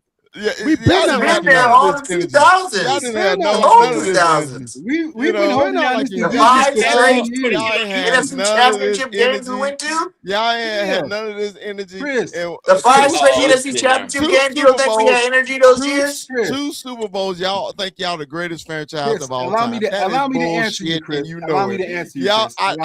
All I can say is I am so happy that y'all finally held up the East. It brought everybody a championship because it took y'all ass long enough. So we're happy that y'all got it. Okay, Right. y'all keep Appreciate playing you. y'all Thank little you. violins and eating your damn cheesesteaks, the worst goddamn sandwich in the world. You guys Anyway, just I appreciate everything about the Eagles. Okay, I appreciate That's very it kind of you to say. Thank you. Thank you. I know, Leo. Chris, Hey, hey, man, you Chris, know I hold love on. y'all. keep No, watching no, us no, win them, I baby. know. Keep watching us Hey. win because another one's Hey, coming. Keep watching No, y'all it's win okay. them. No, Yo, BG, you only BG, you it's act- okay. Thank you act you. like it's a series. Hold It's on, not a fellas. series. It is a It's series. We're in it's a our series. window. We're in our It's window. not. It's a BG, series, The my guys. fucking window. BG, Your Fellas, You window guys is relax. hold on. closed. The The floor window is the is first round the of the Hold on a playoffs. window. second, guys. The Hold on a second. The window Hold on a floor is second. the is first round of closed. playoffs with Jalen Hurts It'll be starting. another. Hold on It'll a be second. The another ceiling is 51 Super Bowl years. MVP. Hold It'll on, be everybody. another Hold on. 51 Hold on. wait, years. hold on. Hold on. It'll be Wait, another hold on. 51 Wait, everybody, wait. Give me a moment. years. Hold on. Wait. All Go right. ahead, Theo. King Von, you're going to have to get rid of the 5 in your statement there. Jaden Daniels might send us a cease and desist. That's true. Damn. Yeah, you can't use it. Hey, Yeah. hey, I'm sorry, guys. hey, Chris. It's a violation. Hey, Yeah. Oh, Yeah. you know what, Philly? You got a 5 in your name. I'm sorry, we're gonna have to take that out. You're gonna have to be Philly. That's an 00 NIL now. violation, Yeah. Philly. Yup. You are Yeah. wrong. Got it. Hey. I'm Get too it out dumb of to here. go to college, so it shouldn't matter. hey, Cowboy Chris. Can you hear me? I can hear you, sir. I truly appreciate the VHS nostalgia. And 96 was a great year, so I just wanted to, let's all enjoy it and let's take a little bit of time. Yep. Dude, you know what I think we should do, The Leo? Macarena just Macarena. came up. The number Leo, one you know song what I from think we should do? 1996. That's a I damn think we shame. should start buying all VCRs, like buy all the VCRs we can, and like just Let's go, buy them Bird all Gang! on eBay and everything. That way, when they all break down, Cowboys will have nothing to watch on their tape. They'll have the tape, but they won't have the VCR to play it. That's I say, bold. let's buy all the VCRs, Buy man. him up. That's bold. Buy them all. But You know what, Chris, though, We gotta Philly? go to every. But If 500, we gotta go to every pawn shop then. To Yeah, get every all pawn the- shop. Let's Yeah. go. Every Oh, pawn shop. national. I don't even think the pawn Every shop take market them anymore, place. bro. Yeah, Every year, Pawn shop fans says only DVDs. around the world. Go to your local pawn shop and buy a VCR and buy it and take them because those Cowboys, Chris's VCR is going to break down eventually. You're going to have to go on eBay for a new one. You ain't going to have it. We got to have it. But VCR Chris, gonna let say, me say we this, watched Chris. this song how many times, Chris? How many times? You don't have a Blu-ray, you don't have a PlayStation, you don't have something else to watch, a newer one. They're gonna start. They stopped making those in '97. No. Hey, but Chris, let me explain something to you real quick. Okay, I'm buying them all. For the last 30 years, the Eagles have been carrying this entire division. Bullshit. And then what you have to this is why I say it's facts because we went through this last since night, 2000 Chris. since 2000 Dallas Dallas only has 4 playoff wins. 4. Oh my god. Okay. And prior to us winning, you said the Eagles, right? You said the Eagles. The Philadelphia Eagles have carried this division for the last 30 years. That's why our back hurts. That's why Philly's knees hurt because we've been carrying it, right? And I'm sure that Philly can attest to this. I can attest to this, and Leo can attest to this, and D'Angelo. Prior to us winning rings, you guys were unbearable. You were arrogant. You were disgusting. And you know what? I remember the ring pop memes. I remember all of that. And you know what? We had to take it. We had nothing to say. We took it. It was no okay. standard. Right? It was okay, right? But guess what, Chris? It's not fun when the rabbit has the gun now. Because guess what? Yes, we are arrogant now. We are unbearable now. And we're going to remain unbearable until something changes, and it's not going to change. So I would tell you to get your weight up. You get your game up. Tell your quarterback to step up and tell Jerry Jones to wake up because we are unbearable. We are the bad guys. We are the bullies, and we'll remain that. So deal with it. How old is Jerry again, Philly? You said, you caught that damn thing. Caught that thing. 19,712 years old. Just turned 19,713. How you doing? Birthday. Long live Jerry. 19,714. Long live Jerry Jones. Jerry not As long done. as Jerry and Dak are there, there's no Super Bowl. There's not. I guarantee neither they will not win a Super Bowl as long as those two guys are on the Cowboys. Now I know I'm behind enemy lines, and it's one versus, you doing versus good, 12. dog, for real. It's 1 versus 12, and He's doing you good, guys, not talking. you always It's not even 1 versus 12. Everybody, y'all got an audience, so you can laugh at each other's jokes. They're It's all more of a 1 hilarious. versus 7. And Technically I 1 versus appreciate 8 everybody if and their we're counting wonderful adjacent. jokes and everything like that. But I'm not going to be that typical cowboy to help y'all count, because y'all know how to count. But I wanted to what Andrew Drew said about running the division for the last 30 years, which is absolutely false. He said 20. He said 20. Okay, it's absolutely false, because if that was the case, you would have won the East every year for the last 30. You have not. So and who? No. We won the most times. I'm trying to rebuke what he said. Let him go. I'm trying to go back. You're right. Okay. You're right. So I'm trying. He wanted to give me facts, and I want him to be factual, because he's not. Okay, because if y'all have carried us for the last 30 years, you would have won them every year, and you did not. The last year was the first time y'all went back to back. So if you go and you look at who won the East, it was time. It was never. We went 4 in the beginning of 2000 in a row. 4 in a row, and now we back to back. I just want to finish my statement. I know you can't handle the truth. I know you can't handle the truth. I know you can't handle the truth. Yeah, I'm just clearing up I and know down. you can't. Let him finish, BG. Let him finish. I know you can't handle the truth. Let him finish. It's okay. It's not. I don't even have to finish, because I'm like this. The statement was false. Okay, you have not carried the East. Now, if you can say y'all had the most wins in that time, I can accept that. Okay, you're right, but you have not carried the East. That is terribly untrue. Who has the most wins in a division wins? I just said that. I just answered your question before you asked it. I answered we us, do. right?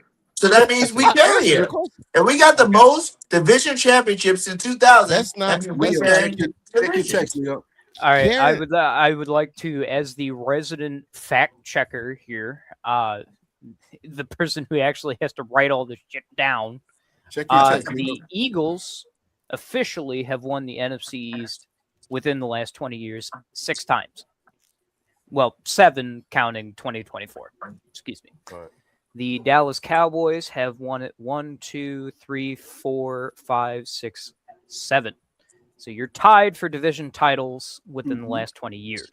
And then, of course, you have the Giants in 7, or not in 7, but the Giants have 3, and then the Commanders have 3. It sounded like the Eagles carried it, didn't it? 6-14. Whoa, that's it's very checkered in the last 20 years.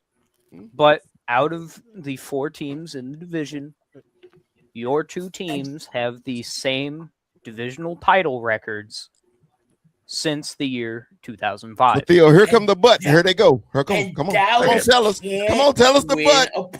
Come on. There we go, Philly. I knew you were gonna give us the butt. You're always gonna have a butt. You know what? You're always gonna have a butt, because at the end of the day, it always comes to winning. Winning is why you play the game. So you're always going to have a butt, because we're talking about not addressing the main thing. We address Drew's question. We address Drew's question. Drew's question statement was y'all ran the division for 20 years. Yeah. Theo just gave you the facts, right? Yeah. 30 years. He gave you the facts, and y'all still can't handle it. You still I handle fine. Wait a minute. It doesn't stop Theo, so what you're telling me is that in the last 20 years, the Philadelphia Eagles and the Dallas Cowboys are tied for the most division wins, correct? At 7, right? Yes. Okay. So I can read them out year by year if you want. No, that's cool. It's cool. Just answer me this. In the 7 years that they won the NFC East, what happened? And in the 7 years we won the NFC East, what happened at the end of it all? Okay. So in 2007, which is the first year, or I'll start in 2006. In 2006, the Philadelphia Eagles won the NFC East. I do not remember specifically what happened in 2006. Wait. I have a question. I'm sorry. I'm stupid. But why are we starting in 2006? Shouldn't we be starting in 2000? Yeah, that's why I said 30 I only did the last 20 years. I didn't know the full 30. Because all those 2000s are going to be Eagles division wins. Exactly. See, that's what I was talking about since 2000s. Right. But the thing is that the original conversation, for the sake of Chris, was 20. So let's just talk about the 20 because remember, I'll start at 2005. That's fine. So 2005. No, keep it at 20. Keep it at 20. 20 is cool. No, because that is. It's still, it's still in our favor. So we want it's still in our favor. All right, so we want the last 20 years. We're good. 20 years. Yep. That's all right. We're 7-7 in NFC East division wins. What did the Cowboys do with their 7? All right. So the first Cowboy win division title or the NFC East champ, it was in 2007, and that was the first Giants Super Bowl in the 21st century. So there. What a division, and the Giants won the Super Bowl. What a bunch of jokers. Damn, Chris. Okay. All right. Next. Damn. All right. The first Eagles title was in 2006. I do not know what happened in 2006. I only remember 2007 was the first Super Bowl for the Giants. The next Cowboy title is in 2009. Let me take a look here. 2009 playoff bracket. So kind of like winning the NFC East really don't even mean anything. It really doesn't. It really doesn't. That's really kind of what I'm taking. Listen, we are doing a proper triage of what the Cowboys did with their 7 division wins, and we're going to do a proper triage of what the Eagles did with their 7 wins. Hey Leo, Chris right now, he looking like, man, I only came here for FELZ, man. I ain't gotta take you. But you know, King, but I know that while we got his attention because he knows that this is unbiased information here. I think Chris knows though. He's the football historian, so he knows. I enjoy the barbershop talk. So nothing the jokes. Right. I love it because I wanted to keep coming because y'all know once the tables turn, like you said, how obnoxious we were. Believe me, don't let after these 30 years, God forbid, the Cowboys get another ring. How obnoxious my ass gonna be on the bird section. So did you say finish your jokes, Chris? Did you say Chris? Hey, Chris, did you say 30 years? Chris, did you say 30 years? Hold on, Chris. Did you say 30 years? Yes, I clarified it. That's funny you said that because I'm looking at your setup, right? And it looked like you got some good Wi-Fi down there because it's a hell of a setup. Wi-Fi wasn't invented until 1997. So last time y'all won, we didn't even have Wi-Fi. Damn. Beautiful. All right, let's see. You probably didn't have. I ain't gonna say that. Now this is a public All show. right, let's see. I'm not gonna say that. The NFL in 2009. Don't do it. You knew what I was thinking, Drew. You knew what I was thinking, right? Let Theo cook. Let's Drew, you knew what I was thinking. Please hold. In 2009, the Cowboys won the NFC East, but then they lost in the divisional round 34-3 against the Vikings. Damn. God damn. All right. Damn it. What's the next one? Was that Teddy Bridgewater? Shut up, Drew. Oh, this is also coincidentally one of the last years that the Jets won a playoff game. One of the years. Let's see the 2010 playoff brackets because that is the Eagles year. Oh, this will take all night. I ain't got all night. We know the Cowboys didn't win at all in their 30 years. We know the Eagles won 2. We know the Eagles won 2 Super Bowls, and we already know all this. Leo, you wasting time. We here for FELZ. We're here for FELZ. We like to. What I tell y'all, family. I foreseen this. I foreseen this. I enjoy hanging out with you guys. And you know what else we need to talk about? Let's talk about something that's positive today. I understand. If I were you, I would want that. I would want to pivot, and I will, because you're a valued guest here, and you did take it all that on the chin like a champ. I think you represented the Dallas Cowboys very well, and and listen, you went up against D'Angelo, BG, DV, and motherfucking Philly 500. You know what I'm saying? And you got Warren here and Theo. I think you did a masterful job. You have most certainly earned yourself a place here at the Bird section whenever you want. You are always going to be a welcome guest, because I foresee us. You are a breath of fresh air in terms of a new type of Dallas Cowboy who is reasonable and at least willing to listen. That being said, you know what I'm saying? I just want to make sure that you understood that. We've so enjoyed you. And so how about you tell us about your camp? And since y'all done shut shit down at Oxnard and you're headed back to the Star, and like a wrestling match up there. And ain't no shit going on. And I know you don't like it when there ain't no shit going on. It's so depressing around here. So depressing around here. Real quick, shout out to Miss Tiffany in the chat, man. She cracks me up every time she types something. I start smiling. Girl. I love your chat. We talked about this last night. Nothing much serious going on in our camp, man. We're just trying to get through it healthy. We got these Redbirds tomorrow late. So we're enjoying some few battles that we got at wide receiver. Trying to see if these kids can make it. Also, we're looking at these young running backs that we got still on the market. I think we may pick one up after the final cuts. So other than that, man, it's quiet around here in Cowboy land, and we're not used to this shit. We used to drama left and right. And it's really irking us. Us Cowboy content creators don't have nothing to talk about because it's too damn quiet. Other than the old man Von Miller coming, and Von just came home because he is from Dallas. He's from a little suburb of Dallas called DeSoto, Texas, where he won a state championship and went to Texas A&M. So he just came home to retire. So other than that, man, there's nothing new going on with the Cowboys. We just continuing our losing streak of 30 years for Bird Gang and Philly. My man, I love that. I love that. You know what I'm saying? You're a real one. Yeah, right. You know what I'm saying? Right. We got to keep coming back here, dog, for real. You know what I'm saying? At least I do find it to be one of the more reasonable Cowboy fans, if there is one. You know what I'm saying? Man, it's all love. I was like, I wasn't even gonna stay this long. I just want to jump in and give my condolences and everything.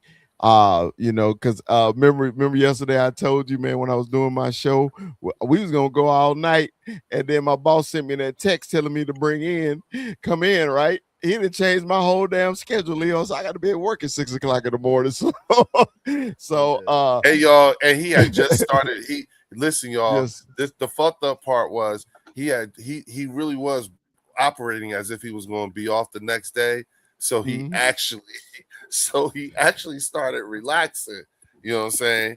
He was in full blown relaxed mode and everything, and the boss fucked the whole everything up. Fucked it all up. So man, hey, but on a serious note, man, I enjoy all of y'all, bro. I do. I need to follow all of y'all. Seriously, I hope you guys get a chance to follow me. Dallas Cowboy Chris on TikTok, also on Instagram, and the podcast is the Cowboy Up podcast, man. We rocking on Monday nights, and then Cowboy After Dark on Tuesday and Thursdays. And man, That's like the Unk show, right? That's the Unk show is on Thursday night. And the reason Leo called it the Unk show because when he was on with me, all the guys over there was 45 and up. He said, "Man, we sitting around like a bunch of uncles at the barbershop." Man. And I was like, you know what? I say Thursday night is the Unk show. So if y'all want to come in the Unk show and just shoot the shit, because on Thursdays it ain't just cowboy talk. We just like we shooting the shit now. We just shooting the shit. So if y'all want to just hang out, man, it's a little male camaraderie. And also, man, I may want to do y'all something for FELZ Chop. myself. Y'all gotta meet Chop. You gotta meet Chop. Chop. Yeah. Chop is a Cowboy fan living in Atlanta, but he is from the Funk also. I'm sorry. When I say the Funk, that means Fort Worth, Texas. Dallas, Fort Worth. We call Fort Worth the Funk. So he from the Funk also, but he live in Atlanta. So it's some other cats, man. I need y'all to meet. Yeah. So. But I appreciate hell though. Yeah, he's cool. He's a veteran, Philly, an 11 Bravo. Yeah. You know what I'm saying? So he's thank you for your service. Yeah. So man, once again, man, God bless FELZ, man. God bless the bird section, man. I appreciate y'all, man. I got you, love bro. y'all. And hey, whenever y'all want to come in to abuse somebody, I'm more than happy to get in here so y'all can abuse a cow. I'm just going to send you the link. I'm gonna just send you the link. All right. I'll just text you the links. Okay. All right, fam. Y'all right, be good, dog. man. Have a good night, fellas. All right, now. All right, later. Yeah. Leo. Hey. Can I just say salute to Philly? Hold on. Go ahead. No, go ahead. Go ahead, Drew. The perks are kicking. I just wanted to say. Yeah, I can see it. I can see it. Kicking his ass. Yeah, and he hanging in there with he's his not man. holding out. Salute to you, Philly, man. It's happening. I appreciate you, bro. Yeah. All for FELZ. So we thank you, Philly. Yeah, we for being here, appreciate dog. you, man. You know what I'm saying? I want you to feel better. You know what I'm saying? Go Please get do. you some rest. My wife's hot. I think my wife's hot. Wait. Yep. There it is. Yep, he's gone. There it is. So when 500. So when 500. So when 500. So when 500. 500 takes the perk. He turned it to Denzel. He turned it to Denzel when he takes the perk. Turn to Denzel. Yeah, you always say Denzel Washington out. She walked by. I forgot what's going on. Conjugal duty time. Baby, this body made to give you pleasure. You know what I'm saying? I gotta go. I gotta go. You gotta get him out of here. Go ahead and Get out of here. Get out of here. We love you. White rerun. Yes. That's why he needs to go. Oh, That's why he needs to go, man. Shit. Oh, that's classic. That's classic. Classic. That's 500. Philly is the Gentlemen, guy. this is unfortunately That's where 500. my stop. This is unfortunately also my stop, so I must. No. Unfortunately, You leave know us what, tonight. y'all? I mean, because like I said, y'all, I'm getting ready to go out of town early in the morning too. So I think this is it's like with Philly. Thank you, Philly, for coming in here. Everybody, we got 85 people in this motherfucker right now. Been rocking with us, and so please, we appreciate y'all because this is again for FELZ. I'm gonna have that GoFundMe up on my page. You know what I'm saying? The rest of the week again. His funeral is gonna be on August 28th at 11 a.m. and I will be streaming the funeral from my channel. So for all of you who would have wished that you could have attended, you can now virtually attend if you choose to do so. Okay. Or even jump in real quick. Again, it starts at 11 a.m. Eastern Standard Time. Okay. And I will be there, and so and fellas, everybody who's come in, you know what I'm saying, I thank you all, you know what I'm saying, I'm not going to say, from the bottom of my heart, I'm going to just say just from everywhere in my heart, from my whole heart, I really, really appreciate y'all doing this with me, honoring my friend. I'm trying my best, and it's dope that, TJ and his other son were here to see us, give props to their dad.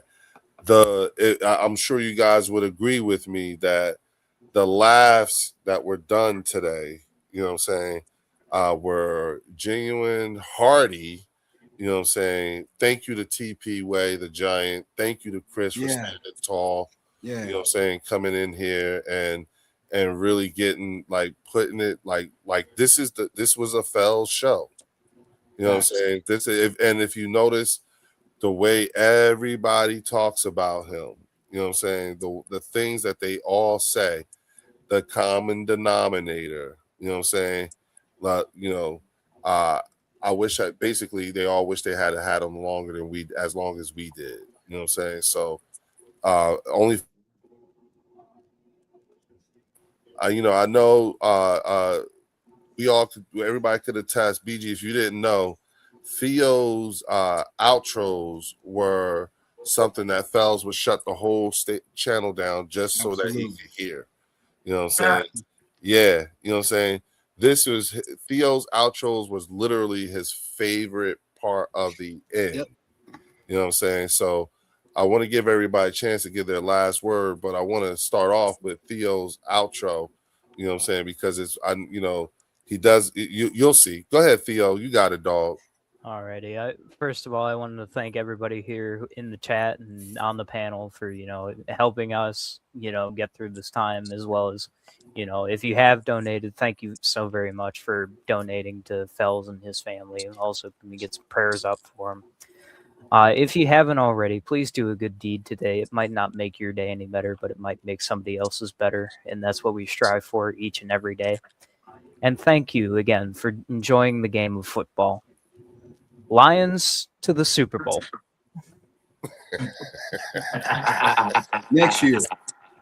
No, you know what FELZ would say? I know that's right, Theo. I know that's right. Say it with your chest. Yeah. Say it with your chest. All righty. Go ahead, Drew. Good night, everybody. Later, Theo. Take care, buddy. Go ahead, Drew. You got it. Hey, man, look, I want to say, thanks to every like King DV, BG, Leo, Warren, everybody that came up, man. We appreciate you guys. I also wanted to shout out to the chat too, because we don't really, I try to keep up with it sometimes, but I want to say shout out to Art and Low Eagle and Flying Mayan, Tiffany, Lord Vaughn, man, Stizzy, everybody that came through on the chat. Logan was in there. I got a text from CZ, Oscar, had sent me a text and just wanted to send their condolences and said that they were going to give, so this goes beyond football. Football is just the vehicle to, that brings us all together to talk our trash and to have our fun. But at the end of the day, it's humanity is really, what kind of binds us and what we have to really have the heart for. So, I appreciate everybody here. And as we move forward, we're going to move forward with FELZ, in our minds, and to his kids and his wife. You're his legacy. We're his legacy. And we're going to continue to carry that on with us and always remember him. So God bless, we'll keep you guys in prayer and do the same for us, man. I appreciate the time. Thank you for that, Drew. For real, appreciate you, bro. Go ahead, BG. You got it. It's hard to follow Drew, man. Drew's so deep. Man, I love it. Man, he's a good guy. We talked about it too, man. FELZ hit me up probably like 2 weeks ago. I was like, I rock with you, man. I love the content. Things are good. And it's like, to be able to go to a new platform, meet new people, what I'm saying, and get respect from new people that you never even met before. It's a pleasure. We have a real honor being on here, being supporting our favorite team, and I do know FELZ, man, like he rocked the Eagles, man. Like that's real talk, what I'm saying? Like, he rocked the Eagles heavy, and when you told me those stories about, he couldn't wait to get to like, open practice, and I'm just thinking like, damn, man, like that's next week. What I'm saying? Like, bro, he peeped out your whole he peeped out your whole fucking hiding spot and everything. He was hot. He was like, how the fuck this motherfucker get here in less than a month and find that spot? I gotta be on my shit. And I'm like, yeah, motherfucker, what you doing? Like But on what that, people type don't realize though, it's people like him that push us to be so great. You know what I'm saying? To push us to do what we do. You know, that we're fortunate and blessed enough to have people that's just as passionate as we are about our favorite football team, man. You know, and that's what this is about. It's about being passionate for your squad. You know, one family, man. It's Bird Gang Nation. All of us part of the same family. You know, some people understand it, some people don't understand it. But from my understanding, it's like we all love the same things. And, you know, it's always good to highlight the people that, you know, do with a little bit more enthusiasm. You know what I'm saying? He was very enthusiastic about the Philadelphia Eagles. And not every fan can say that about themselves. So, you know, the small time that I got to meet him and talk with him, man, like you said, like it was a very small time, but it's very impactful at the same time. You know what I'm saying? Like very impactful. And hey, man, I was working tonight. I want to make sure I get up on here and say some things. You know what I'm saying? Like salute to you, FELZ, man. Rest in heaven. And you know what I'm saying? Be with us throughout the season as we cheer on the best football. And so that's we gonna keep rocking. We know you up there watching, and I'm gonna keep making all of us put out our best content all year long. You ain't wrong. You ain't wrong. Go ahead, EV. Like I only met him. I met him like a couple months ago, man, and then you know he connected with me, and it's only like I had multiple channels on YouTube, and it's only one person I knew that could actually be my best hype man in the chat. I didn't even hear his voice in the chat, and that was FELZ. You know what I'm saying? And you only got what 30 people in here, DV, and only 8 likes, man. Y'all get them likes up. You know what I'm saying? Like that's what I heard every single time I read his comments. And you know, I posted, and you know, he's just rocking with me. And the fact that you sit up there and connect me with, you know, him and you know his family and things like that, man, I had to be here. And I had to show out. Like I said, you know, it was saying in a joking manner, but I'm like, yo, he will want me to come up here and cook. He will want me to come up here and do my thing. You know what I'm saying? Because, you know, I understand, you know, it's for FELZ and everything like that. And it was Eagles talk, it was football, but he would want me to cook. And I'm happy TP came in here. I am so proud that he came in here because I needed to talk to him. And I want to talk to him on his platform, but that's another story. Yes. It's like I sent you his contact info. Yeah. I got it. Okay. FELZ wouldn't have had it any other way, man. You know, this whole night was special, bro. Like you had non-perk 500, perk 500. Get started. You had him turn the hat to the side.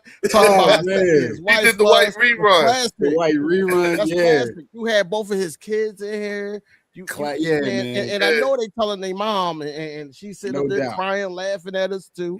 He's laughing up above, man, and it's the simple fact that we all can make this happen for him, man. This is very special, man. And I'm just happy to be a part of it, man. And God bless FELZ, and you know, prayers up to him, his family, man. Please donate and all that, man. As always, go Birds. And, you know what? You know what? Two things. Sorry. Perk 500 is a thing. I'm gonna make 500. That. I love that Perk 500. That's the Perk 500. Like, yo, DV just gave you a new alter ego, Perk 500. Yeah, he got him off the chain. Definitely, Perk 500 is wild. Yeah, Perk 500. Wild boy right there. Yeah. That's I'm gonna make sure. I'm gonna tell him like, yo, dog. You know what I'm saying? No, he went to the motions. He was turning red. Then he started. And the comment section seen it. I'm sitting here laughing, and then he was in the camera making faces. He was like, going through the motions. He was going through it. I was like, let me get him out of here, man, because he's going through it. He was going through it. Perk 500 sharing is caring, 500. Got that. He was starting to shout. He's like, I already feel it.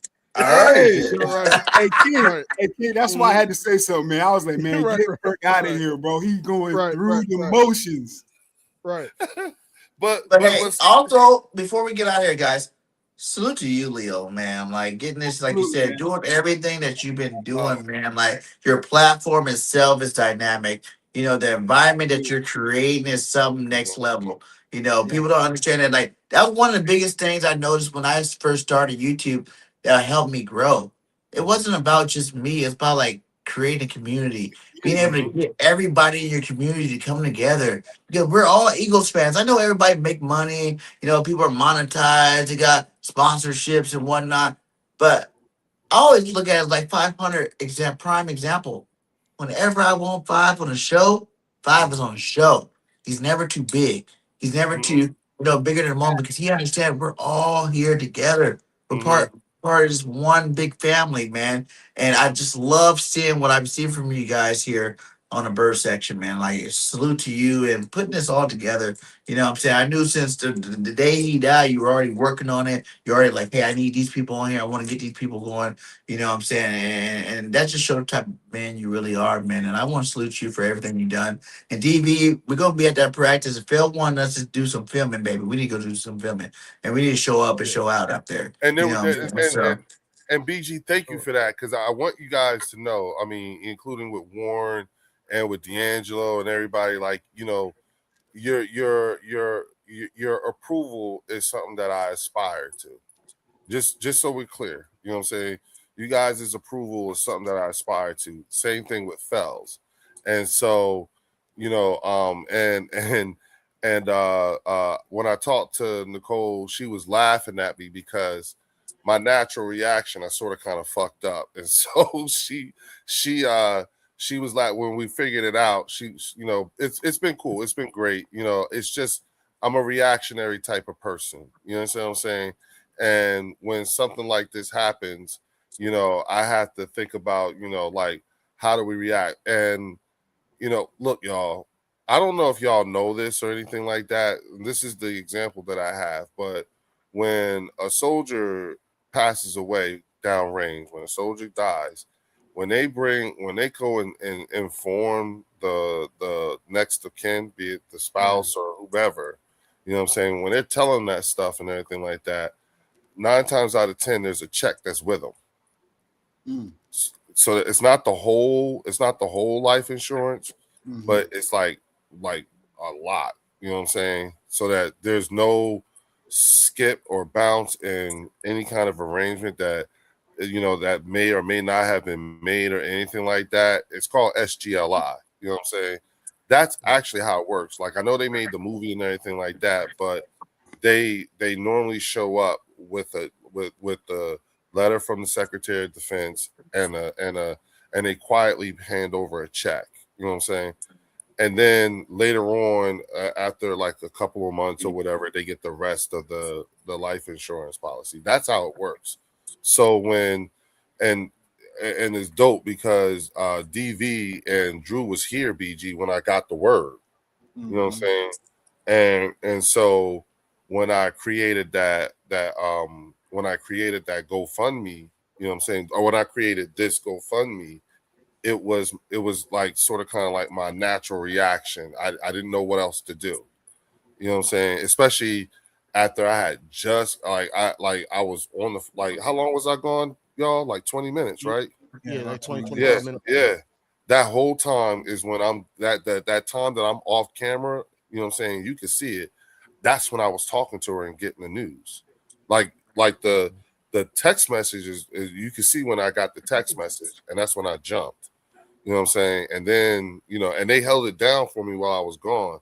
And so when she told me everything and we talked it out for a while, you know what I'm saying? I was just like, okay, I'm gonna do something, you know, just give me a second to process this. And then I came back on camera and told them, you know what I'm saying? And, you know, then I had to allow them to, you know, process what was going on and everything like that. And then I'm thinking about who didn't know yet, you know what I'm saying?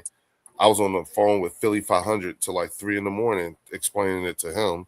So I understand why he was here, why he held out as long as he could.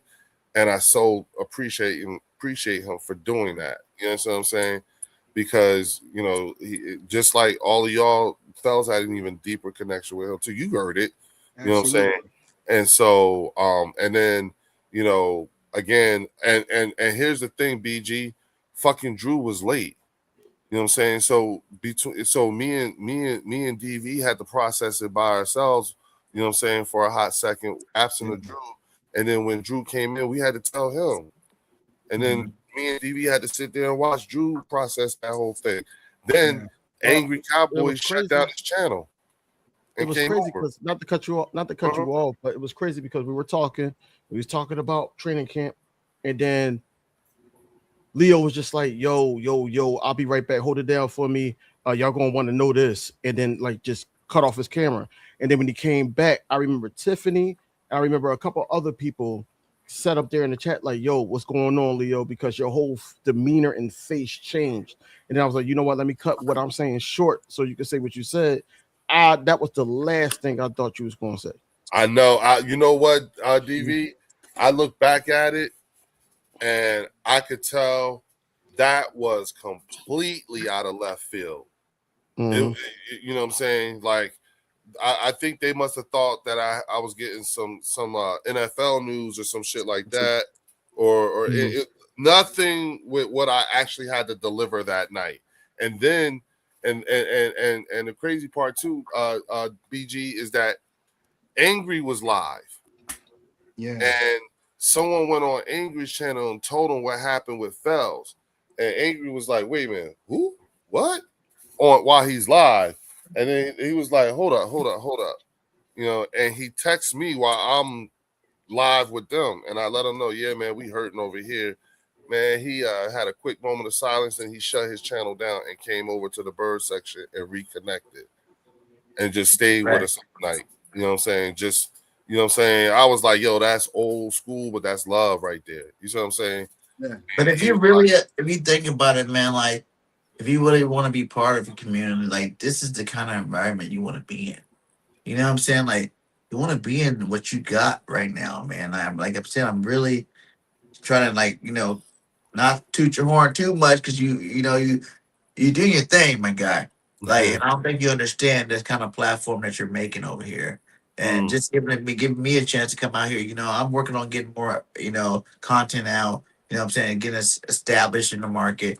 But just to have this outlet to be able to jump on every night, I see my inbox, oh, here it is tonight. If you want to come in, here it is tonight. And I'd be feeling bad. So I'm like, I'm trying to make this money, man. New Jersey's expensive in the South. It's a little bit more expensive, especially where I live.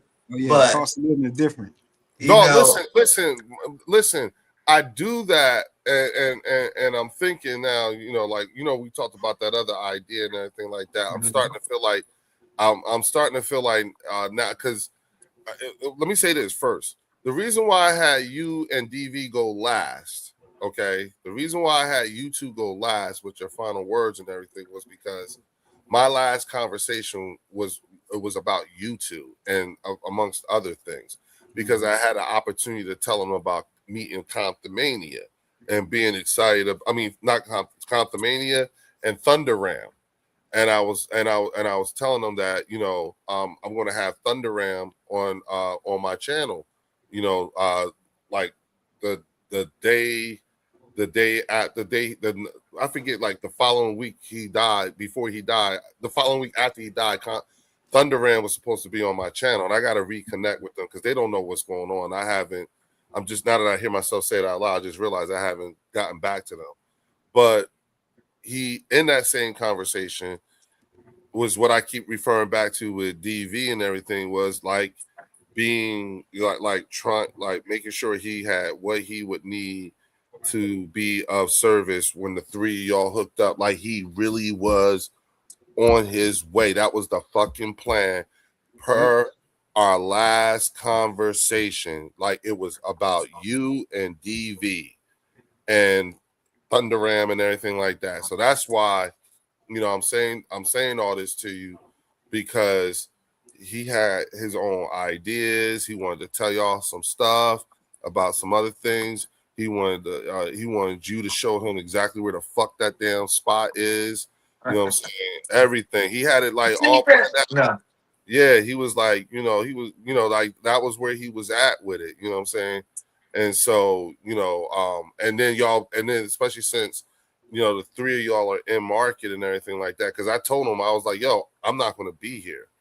You know what I'm saying? And so he was like, oh, okay. Yeah. Cause he knew I was leaving to go on vacation. So he, that was what this what you do while I'm gone. You know what I'm saying? And this what you do, and make sure you do that. And take this and don't try to connect to the Wi-Fi. It's going to fucking suck.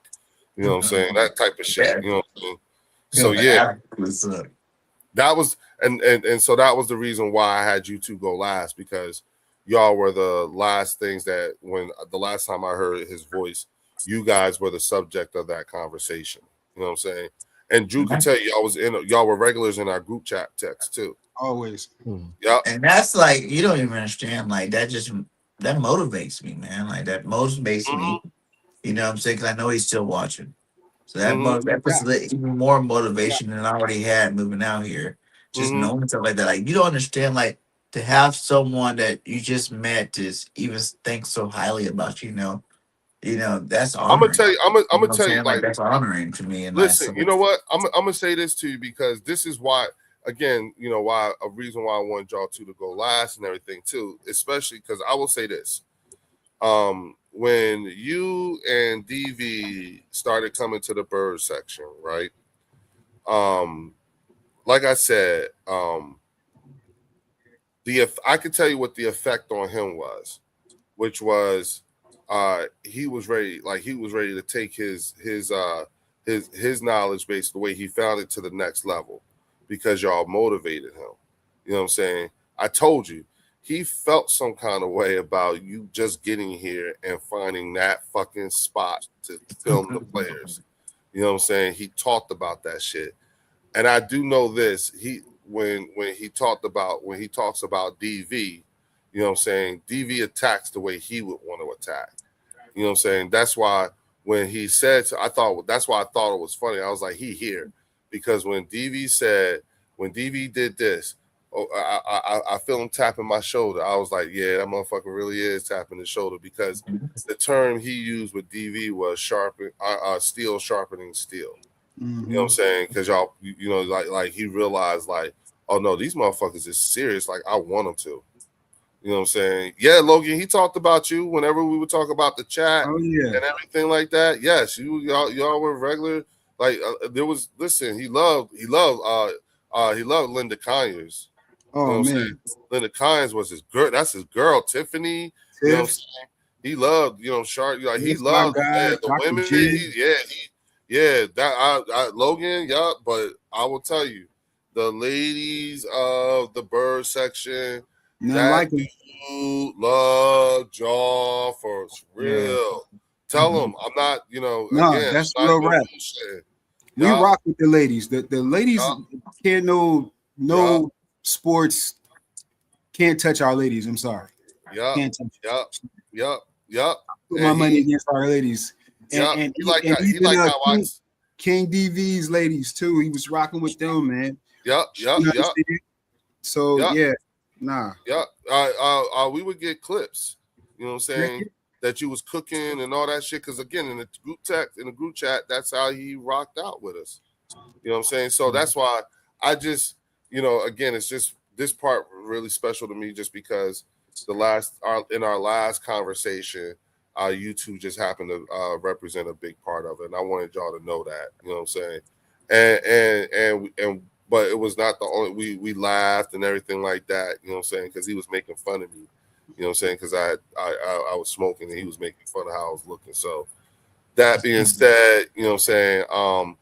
Again, everybody, we got like 90 people up in here, y'all. You know what I'm saying? So salute to the chat, likes, 90 of y'all, man. Make sure y'all get around there, especially like Drew, man. Like that's another thing, man. I remember seeing you in the chat for a while, man. Like you really stepped up your game, man. I'm so happy that you're finally you got your own platform. You're building your own brand over there, man. It's been long overdue, my guy. And y'all need to get over there and go hit that subscribe button for my boy Drew, man. For real. He puts it down, man. For real. I've been listening to this. He puts it down, man. Like that's the love. That's what I love about this Eagles community. Like, and that's why I always say, like, it's better to be together than to be separate. You know what I'm saying? Because we all come with our own vibe. We all come with our own passion, but it's for the same team, my guy. It's for the same team. So no matter what, we're on the same boat. You know, we're rocking the same ship. And we And need we to don't always always stay agree connected. either. We We don't don't agree. always That's what agree makes it either. That's more the thing. entertaining, Yeah, is that we don't yeah, agree.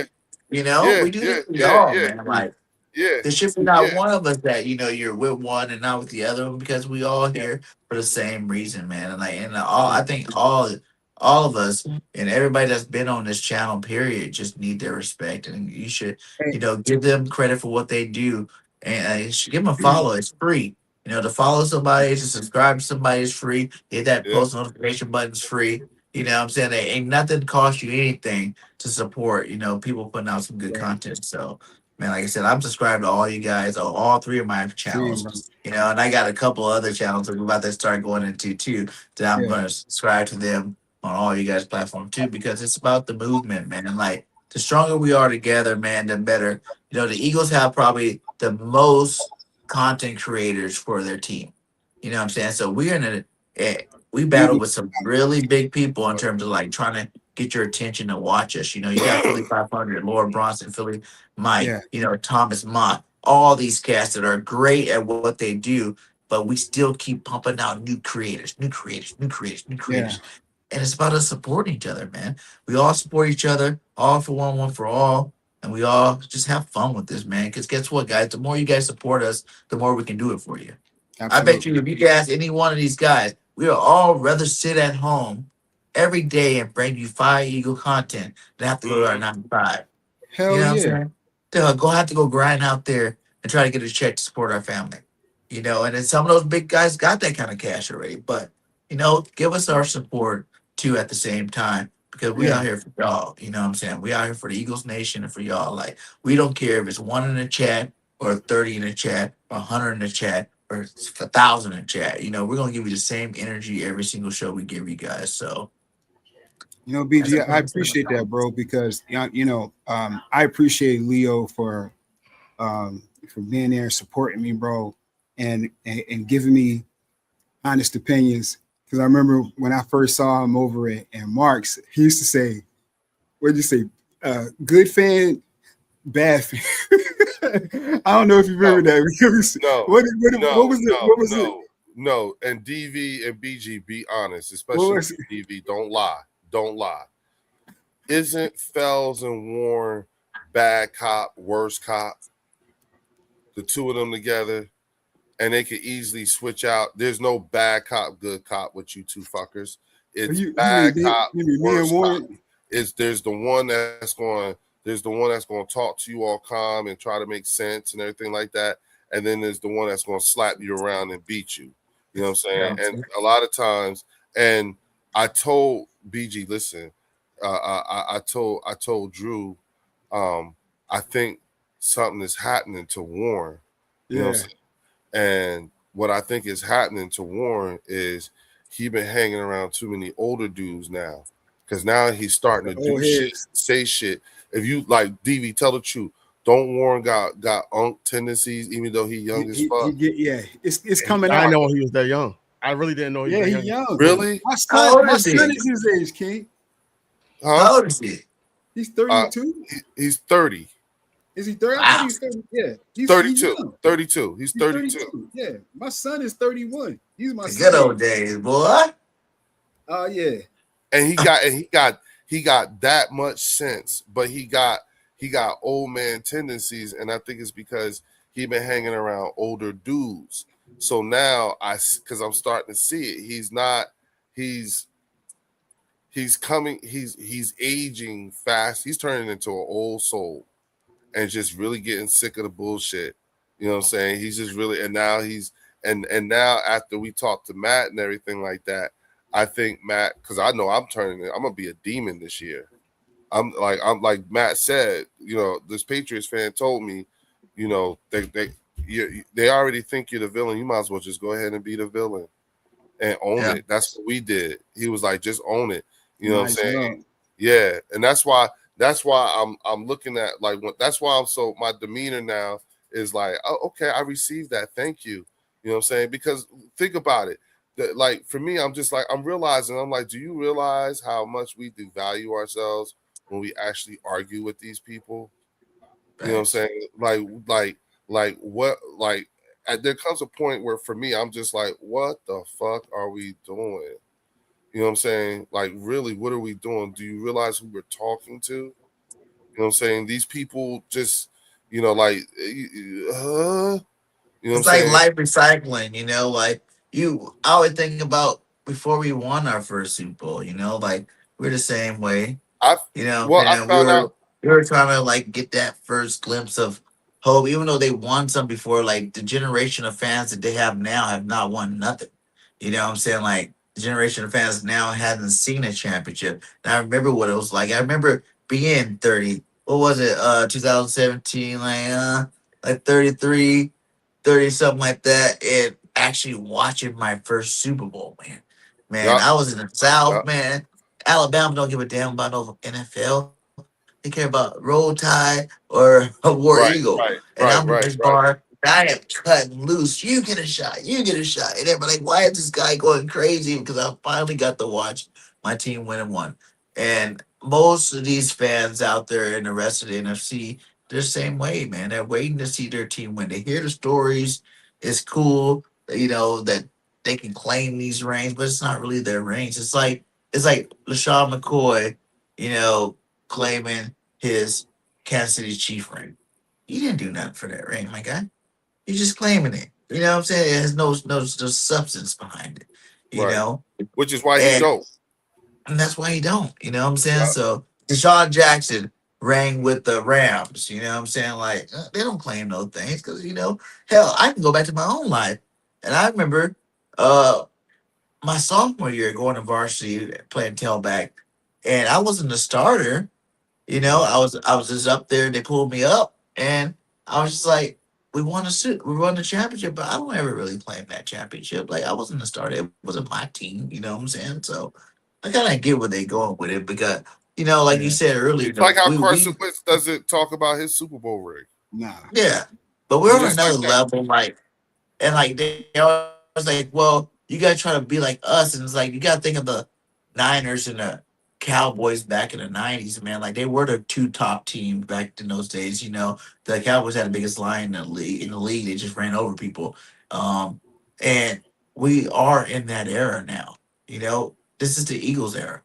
This is our time to shine. You know what I'm saying? We waited years for this, That's what and we've Matt was been telling putting us. up and we've been putting it up every single year. We've been a good football team for 25, 26 years now. Since 2000, we've been a good football team. You Yeah. know what I'm saying? We've been putting hurtings Yeah. on people. You know what I'm Well, saying? So we can't say it with our chest. It might be only 2 championships, 3 Super Bowls, but we got playoffs after playoffs after playoffs after playoffs. We were knocking on that door for a while. We well, broke through it. Now it's time to keep what, stacking.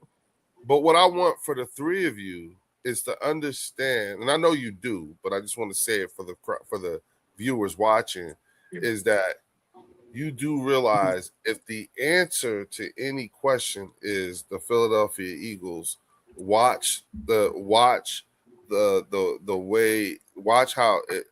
hard it is for them to say it.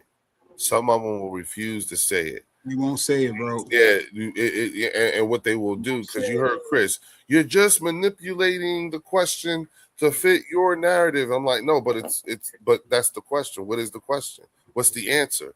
Like you see, and so TP just did it. When King brought up the right, facts, wait, now he listen. got flabbergasted. Hold up, listen. Remember what I said, y'all, right? Remember what I said, BG? Remember what I said, DV? Remember that, right? Okay. Remember what I said about Warren? Watch this shit. Watch this shit. Just listen. What up, big dog? Yo, what's good? Hey, What up, we was just getting ready. We was just getting ready to shut shit down. I wanted to at least give I'm you about to shut it down. No. Look, dog. I know these guys might be ready to go, but I'm still good to go just because you're here now. You know what I'm saying? But I wanted them to we were talking about FELZ and his impact on the channel and everything, and shouting out the GoFundMe and stuff like that, and talking some football stuff, and you being a part of that group chat that we're in. I was letting DV and BG know their names would come up regularly in our group chats. And my last conversation with him was about meeting up with those two on Tuesday. Okay. Yeah. But FELZ's sons were here too. You know what I'm saying? No, I saw it. When I got to the crib, I had a little issue, so I had to hop off real quick. All good. And handle that. Yeah. Now that's all handled, that's why I hop back on. It's all good, dog. You know Yeah. what I'm saying? I'm glad you came back. You know what I'm saying? And while we got 83 people in here watching this and everything, you know, please make sure if you can, please go to the GoFundMe. You see the QR code. The actual link is in the description. You know what I'm saying? Excuse me. The link is in the description. You know what I'm saying? So, you know, go ahead and oh, okay, got you. Thank you, bro. And please, you know, donate what you can or whatever. You know, FELZ has brought so many people here. Just want to say again, thank you so much to TP Way the Giant for stirring shit up and getting and being the first adrenaline shot that other night. And then shout out to, you know, mad respect to Chris, Cowboy Up podcast. You know what I'm saying? For being that second adrenaline shot. And he stood tall, Warren. He stood tall. No, he definitely did. Him and his VHS. My biggest thing is just like, bro, why do they keep bringing up AJ Brown? They weren't even, when we had AJ Brown, they weren't even bending the knee on that shit. Now that we don't have him, they just think they just got all this, like, we just down bad. Like, do you even have the secondary to even go up against the wide receivers we got? Like, it makes no sense to me, bro. Well, here's the thing. If you're 1,000% correct, because that is their what TP does, what TP did is the same thing that Cowboys fans do to us, which is they try to tell us more about they talk to us about AJ Brown like we don't know who he is. Like we don't know that teams would have the game plan, even if he wasn't all that serviceable in the field. The fact that he was there changed. You would have to account for him. You would have to change. You would have to at least account for him. That's what they think. That he's not there. So that's pretty much our whole offense. Yeah, but when did we start keeping count of interceptions at camp? When did we start doing that? Well, see, that's the thing. What we don't, but what I wanted TP to do is exactly what he did. He let you know what their value system is versus what our value system is. When he starts talking, when they start going about AJ Brown this and AJ Brown that and Sean Mannion this and Sean Mannion that, what they're actually doing is they're telling on themselves. They're showing you exactly what their value system is. The fact that it's not the same as ours is why they keep consistently calling us arrogant. Why, when we talk about player development and we're talking about, you know, Linda Kynes throughout our entire linebacking group last night on Chris's show, and the guy who's media on there was like, I don't know, they don't seem that much to me. And it's like, yeah, that's because you guys don't even know who your depth pieces are or who you're developing. She's telling you about people that you may not know their names today, but you will tomorrow. You know what I'm saying? Because it was the same situation with Javon. It was the same situation with Josh. It was the same situation with Milton. It's the same situation. It would be, and Moral Jomo's the next one. I bet you probably don't even know his name, or Jalen Tuck, or Shmael Munden, or Jeremiah Trotter Jr. Or I get it. You know what I'm saying? They're after instant success, and when you're after instant success, you don't have time to remember names beyond your starters. You don't have that. They don't have that bandwidth. None of them could tell you about the guys that they've been developing and what they look like and everything like that. Hell, I'm up here arguing with y'all and screaming and hollering about motherfucking Willie Lankin, a UDFA. You know what I'm saying? I'm up here yelling about motherfucking Holland Pierce and Johnny Wilson and all this other shit. We talking about the fucking UDFAs and third stringers and second stringers, and we just had this big ass argument about the fucking backup QB and the third string QB. Like, Do you realize like where our value system is knowing that their whole conversation about us is our fucking starters. They're everybody projected to be a starter. They think that's the whole team and nothing else. Whereas for us, we're like, yeah, we got you, but do you know about these other guys? And we arguing about them, the non-starters, and that's not their reality. That is not their reality. You know what I'm saying? Did they get better? Yes, but they're still not better than us. And evidenced by listen to how they fucking talk. Yeah. Talk like that. You know, and that's why I said that's why you're trolling and all that stuff does not work on us anymore because we know what you actually cheer for. We cheering know for our downfall. They can't relate, my guy. Yeah, They it's can't a relate. whole other. It's Like, that's why I wanted to hop in when TP was talking. I'm like, what are you talking about Jalen for? Like, all he does is win. You know what I'm saying? He got more records. He has like 10 comeback wins. You know, come from behind wins. You got Pro Bowls. You got All Pro. Like, there's nothing you can say to me right now that convince me that Jalen Hurts is a bad quarterback. It's not the man. It's because It's not, they winner. eating off what You the know what I'm media saying? gives them. Yeah, They eat off Even what an the AJ media thing, gives like, them. we got better. Like, people no, don't BG, see it. no, Real fans know we got better. No, I don't think. See, that's the thing though. Like, we got better. We didn't get better. We got We're better. Different. We didn't get better. We're different. Yep. Like Yeah. we're BG. We're evolving. Like Yeah. it's not a like we losing AJ Brown takes the training wheels off. Yeah. Exactly. But what is It takes evolving? Better. evolving meaning We got we're better. taking away the predictability though. Like Yes. we're taking away the predictability. We were being dominant while being also predictable. Yeah. Like they knew what we were going to do. They just couldn't stop it. But that's why I Like don't that's why understand the why tush Eagles push is so fans get dominant. scared to say that we got better. What you're saying is better, right? But No, we're evolving. Jalen But not to what have to worry about pleasing AJ, going to AJ, make sure he gets his target. You can being able to sit back there and spread the ball around to whoever's open. It's a better thing. yeah, You know what I'm saying? but we're evolving though, meaning it's different. It's gonna look different. It's not We're just still gonna a be good offense. We're going to be a good offense. we It's were just already gonna, good. what good looks like for us, what it's looked like when AJ was here, it's going to look different. It's still going to be good, but it's just going to look different than what it was when AJ was here. That's But even when AJ's here, look at the roster now. Look at the roster. Look at the evolving depth at because we're receiver now. developing Jalen. Now We're that finally Jalen, developing. Yeah. now that AJ's gone, look at our depth right now. It's better. Yeah. No. Yeah. When Listen. you got a league guy that you paying on that money to, Wait a you minute, can't have these but guys, the 3, the 4, the 5 that we got now. And BG, our 3, 4, 5 is better than a lot of people's. Yeah, but some BG, people's starters, BG, man. Yeah, BG, listen to me, right? You are 100 million% correct in everything that you just said. No one here disagrees with anything in terms of your assessment of our wide receivers and our current situation. All right.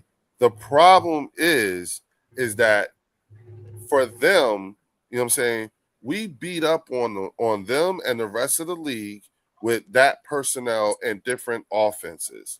You know what I'm saying?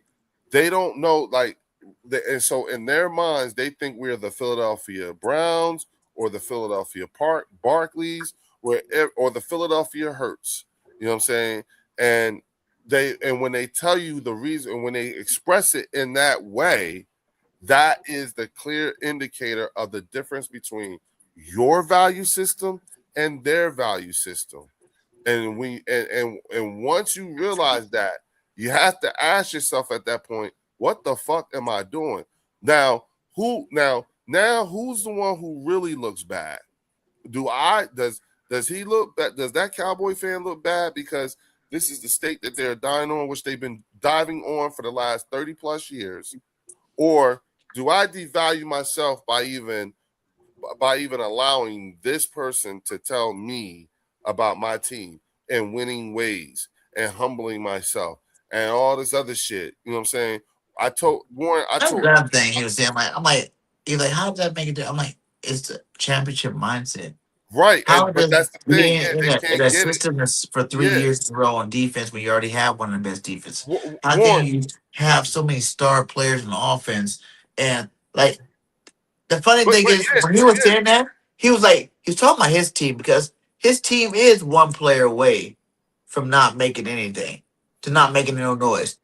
The Eagles, you gotta take some players. It's not they one don't. player. You gotta take They some don't know. They don't. players Yeah, away. but they don't You gotta take know. the whole offensive line away. You gotta take like Jalen Hurts and Quinion Mitchell away. Like we got depth and we got so many like highly skilled football players that it's more than one player away. Like we don't need luck to win a Super Bowl. It's expected to win.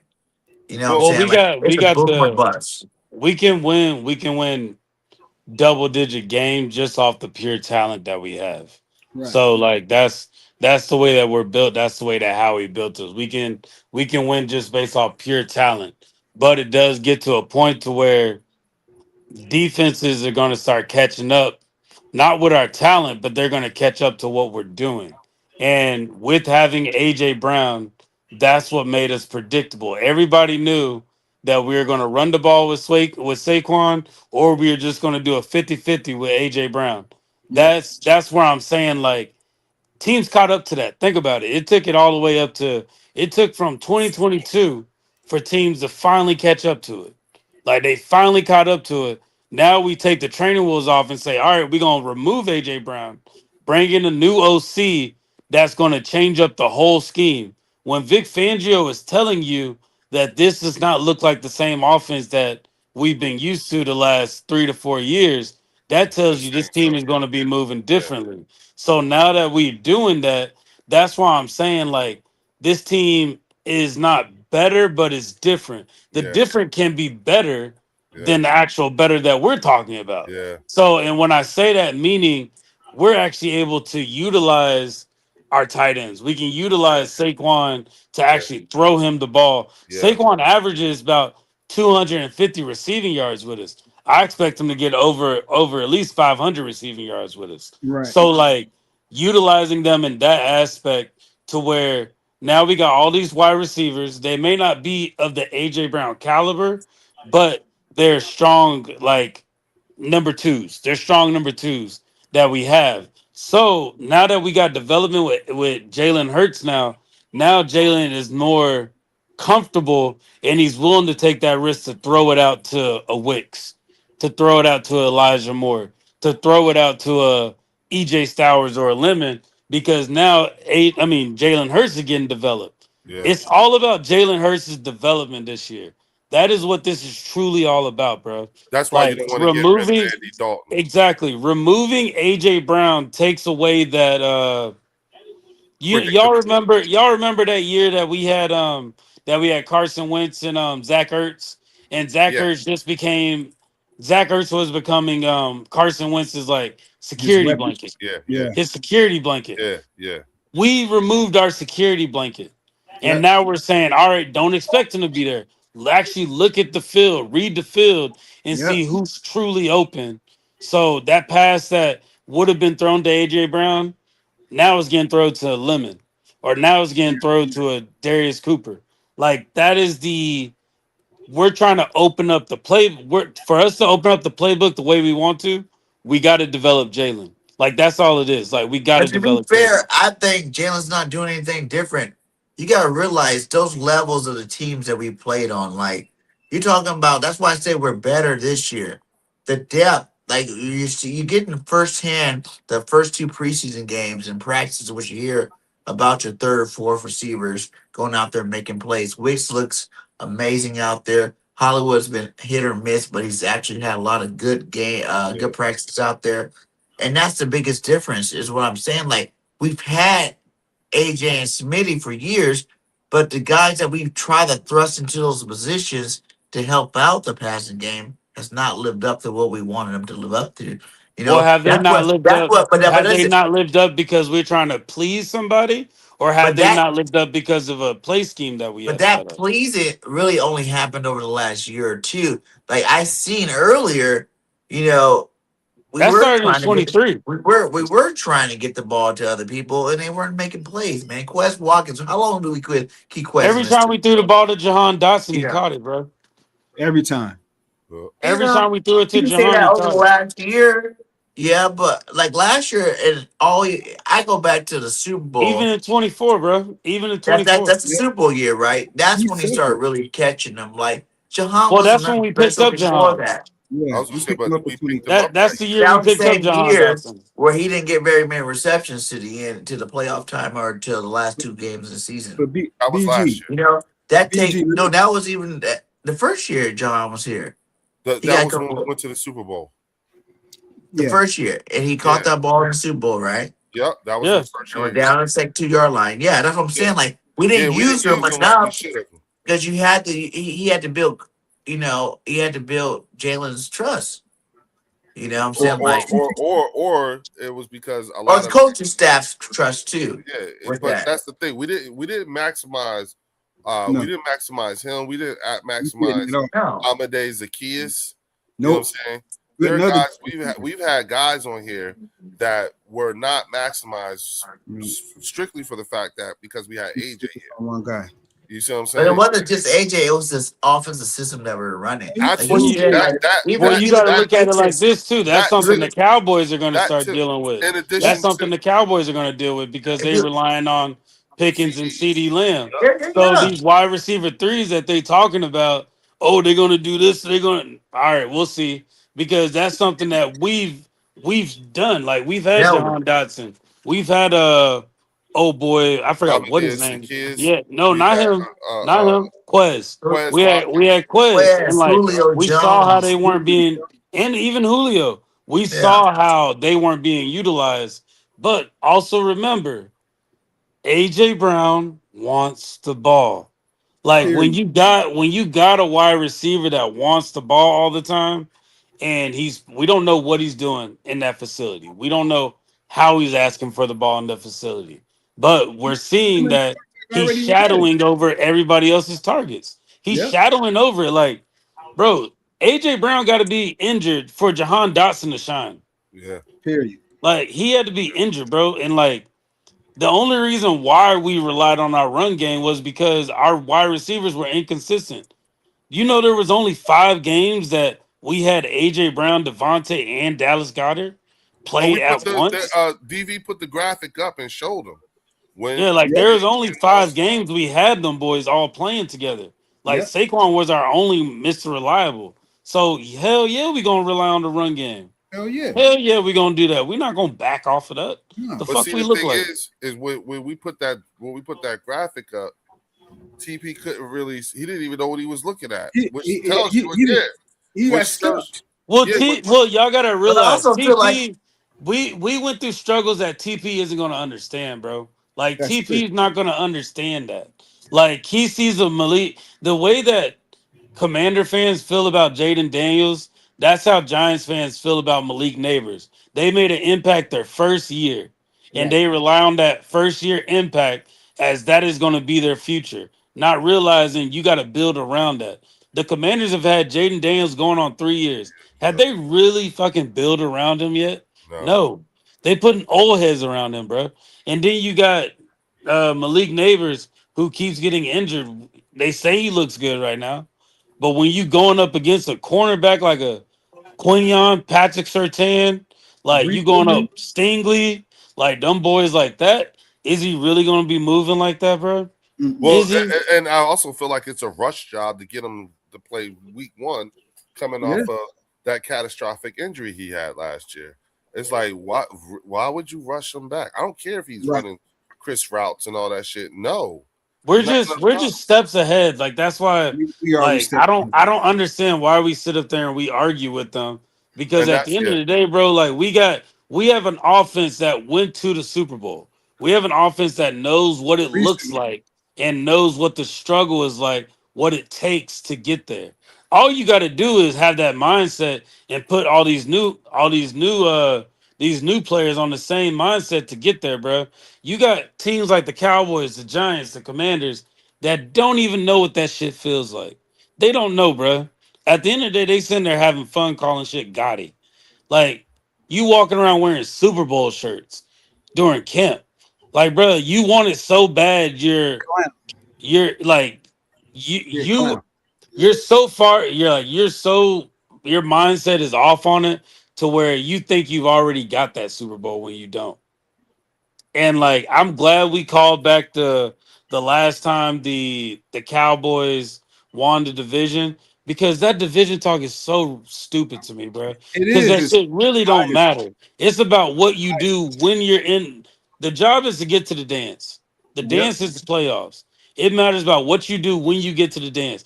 Clearly, every time the Cowboys get to the dance, they lose a glass slipper. That's what happens. It happens every fucking time. We're used to this. Like, think about it like this. The Cowboys in 2022 and 2023, they had a top 10 defense. Yep. What did they do with it? Nothing. But they say, oh, but if we get to at least a 20 defense, a top 20 defense, like, just think about what this team can be. It won't matter. It doesn't matter.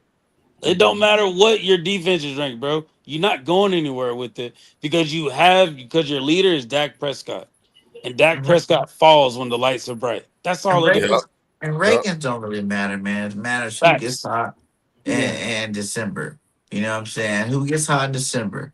Like Right. you said, it's a marathon, not a race. And anybody that want to peak out in the first couple of weeks of the season, good luck to you. You know what I'm saying? Like, I feel like the Eagles are right on the right path. Like, we start thinking about the legendary teams in terms of like, even like the Chiefs winning 2 and 3 years and whatnot. The Eagles are still in there every other year sequencing. Until I don't see that happen, you know what I'm saying? I'm expecting it to happen because we got the organization, we got the GM, we got the coaching, we got the players to make that happen every single year right now. It's our window, and we're gonna keep it open as long as we can. Like as long as Jalen Hurts is our quarterback, that window's always open. When your floors, the first round of playoffs, your ceilings, Super Bowl MVP, that's a good measurement of level of competition that you got, at your quarterback position. And like people don't expect it because you gotta remember, like, even when Brady and those guys were doing it, it wasn't the same every year. They did it one way for a while, and they switched it up to do another way.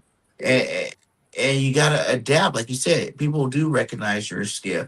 Like you said before, we were winning off of talent alone. We didn't have the best offensive coordinator. Big Fangio solidified our defense 3 years ago, and since then we don't have to worry about the defense no more.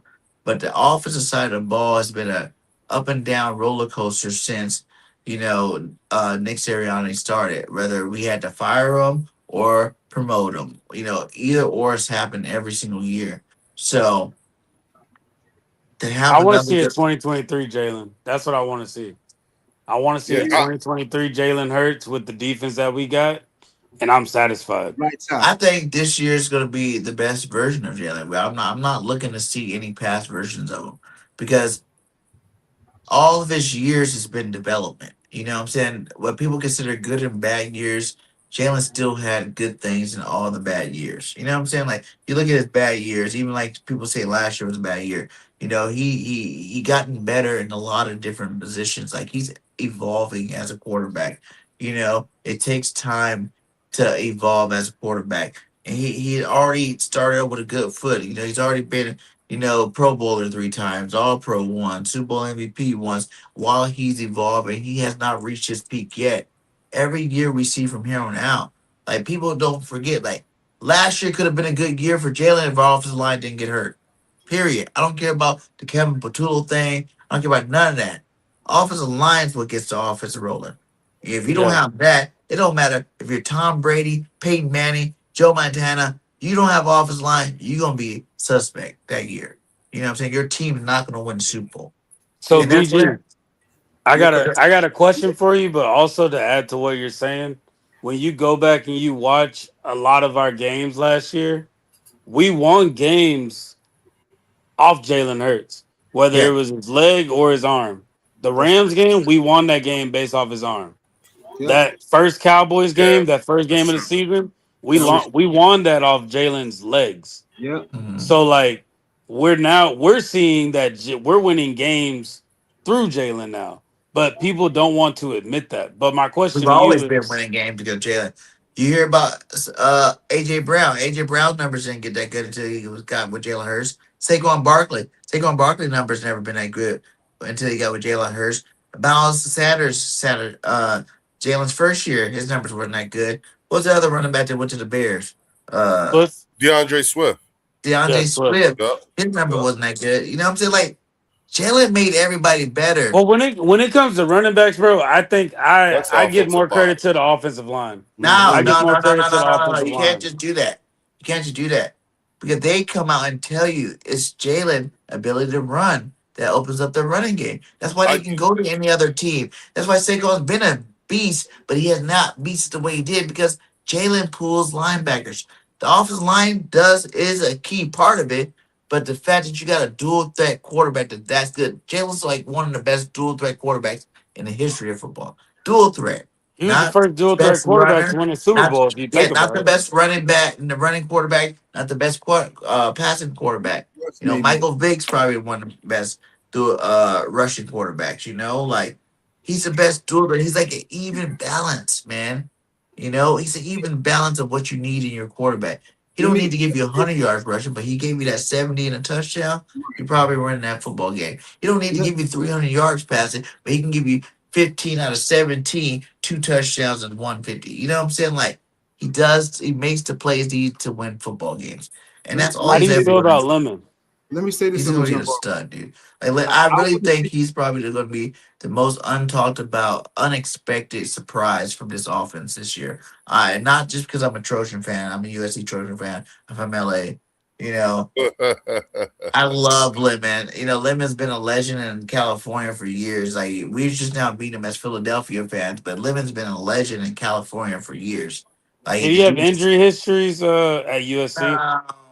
no real injury histories, man. Not like this. This hamstring thing, like if you look at most, training camps for most first round draft picks, hamstrings are like, especially when you talk about skill position, it's the most common injury. Yeah.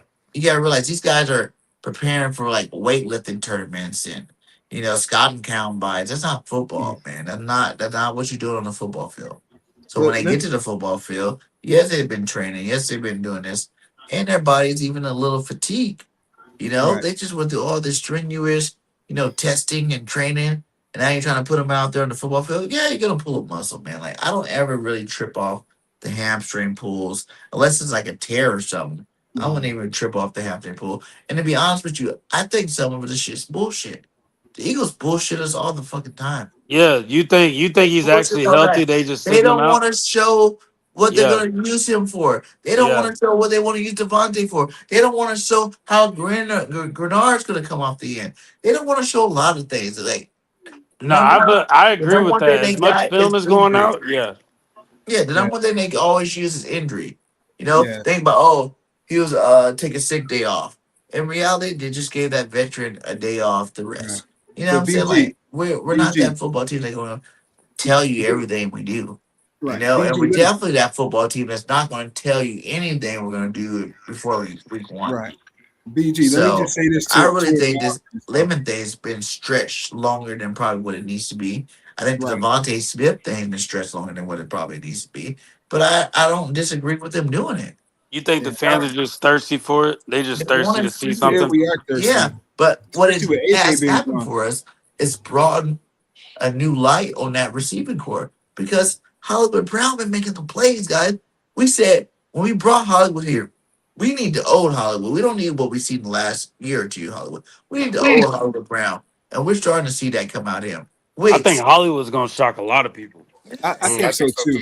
Yeah, yes. I think so too. But he's coming out with a purpose, man. Wicks, another guy that was on like all 4 of those guys could be stars on other teams, saying on that Green Bay Packer roster. It's just that there's so many of them, you end up in a situation where there's not one that stands out more than the other because they're all talented in their own ways. And that's what kind of offense we're going to have. You got to realize the running game is the base of this offense. So no matter how cute the passing game looks, no matter how effective the passing game is, we are a run-first football team. All that fluff, passing game stuff is cool, cute, whatever, but that's not the Eagles. Whenever we try to be a pass first team, we don't win nothing. Stick to what we do best. Run that rock. The passing game will open up and everything will look great. Yeah, let me just say this real quick. I think one of the biggest disappointments for me last year was watching the offense it was just stale. Like I remember I was watching the Niners game feeling the same way I felt all season long. Just not satisfied. Just it was just like they played like a shell of themselves. Yeah, it was so disappointing. Yeah. It was so disappointing. It's time, like Warren, you're right. It's time for a change. Can you imagine if the offense had camaraderie and played with the consistency that the offense does in the same system? It would be a dynasty. No one in the NFL would beat the Eagles. And I want to see this offense. I want to see this offense consistent, running, like a well-oiled machine. I want to see, Jalen pick his game up, because in the last couple of years it's been stagnant. It really has. The one reason that I'll blame why we aren't a dynasty, I will say the reason why we aren't a dynasty is truly because we have a CEO as a head coach and not a true offensive minded head coach. No, I can agree with that. Yeah. Like you gotta look at the reason why Jalen's had so many different offensive coordinators is because the head coach that we brought in was supposed to be an offensive minded head coach to where it didn't mind who our OC was. It still was going to run the way the head coach wanted it to. But the fact that, but it was like every time we won a Super Bowl or even got to the Super Bowl, it's like we got overly confident about the team that we had to where we let Nick choose who to be our OC. Right. And let it still run through him. Like, this is the first year they said, this is not your offense anymore. You are the culture guy. You are the guy to motivate. You are the guy to help us pick the personnel. That's the type of guy that you are. Like, you're the one that's going to help us select the right personnel for the team. So, you're the CEO. So for Sean Mannion to bring in the people that he wants, bring in the coaching staff, have the scheme that he wants, I think it's gonna look different, bro. I just think we got to be patient with it. Like, I feel like I keep repeating this. We just got to be patient. It's not gonna look perfect. We're not gonna see this. We're not gonna see this offense look to the way that Sean Mannion wants. At least till week 8. At least till week 8. Like, the defense is going to have to carry us at least these first 4 or 5 games. Yeah. And then we're going to slowly see, like, spurts.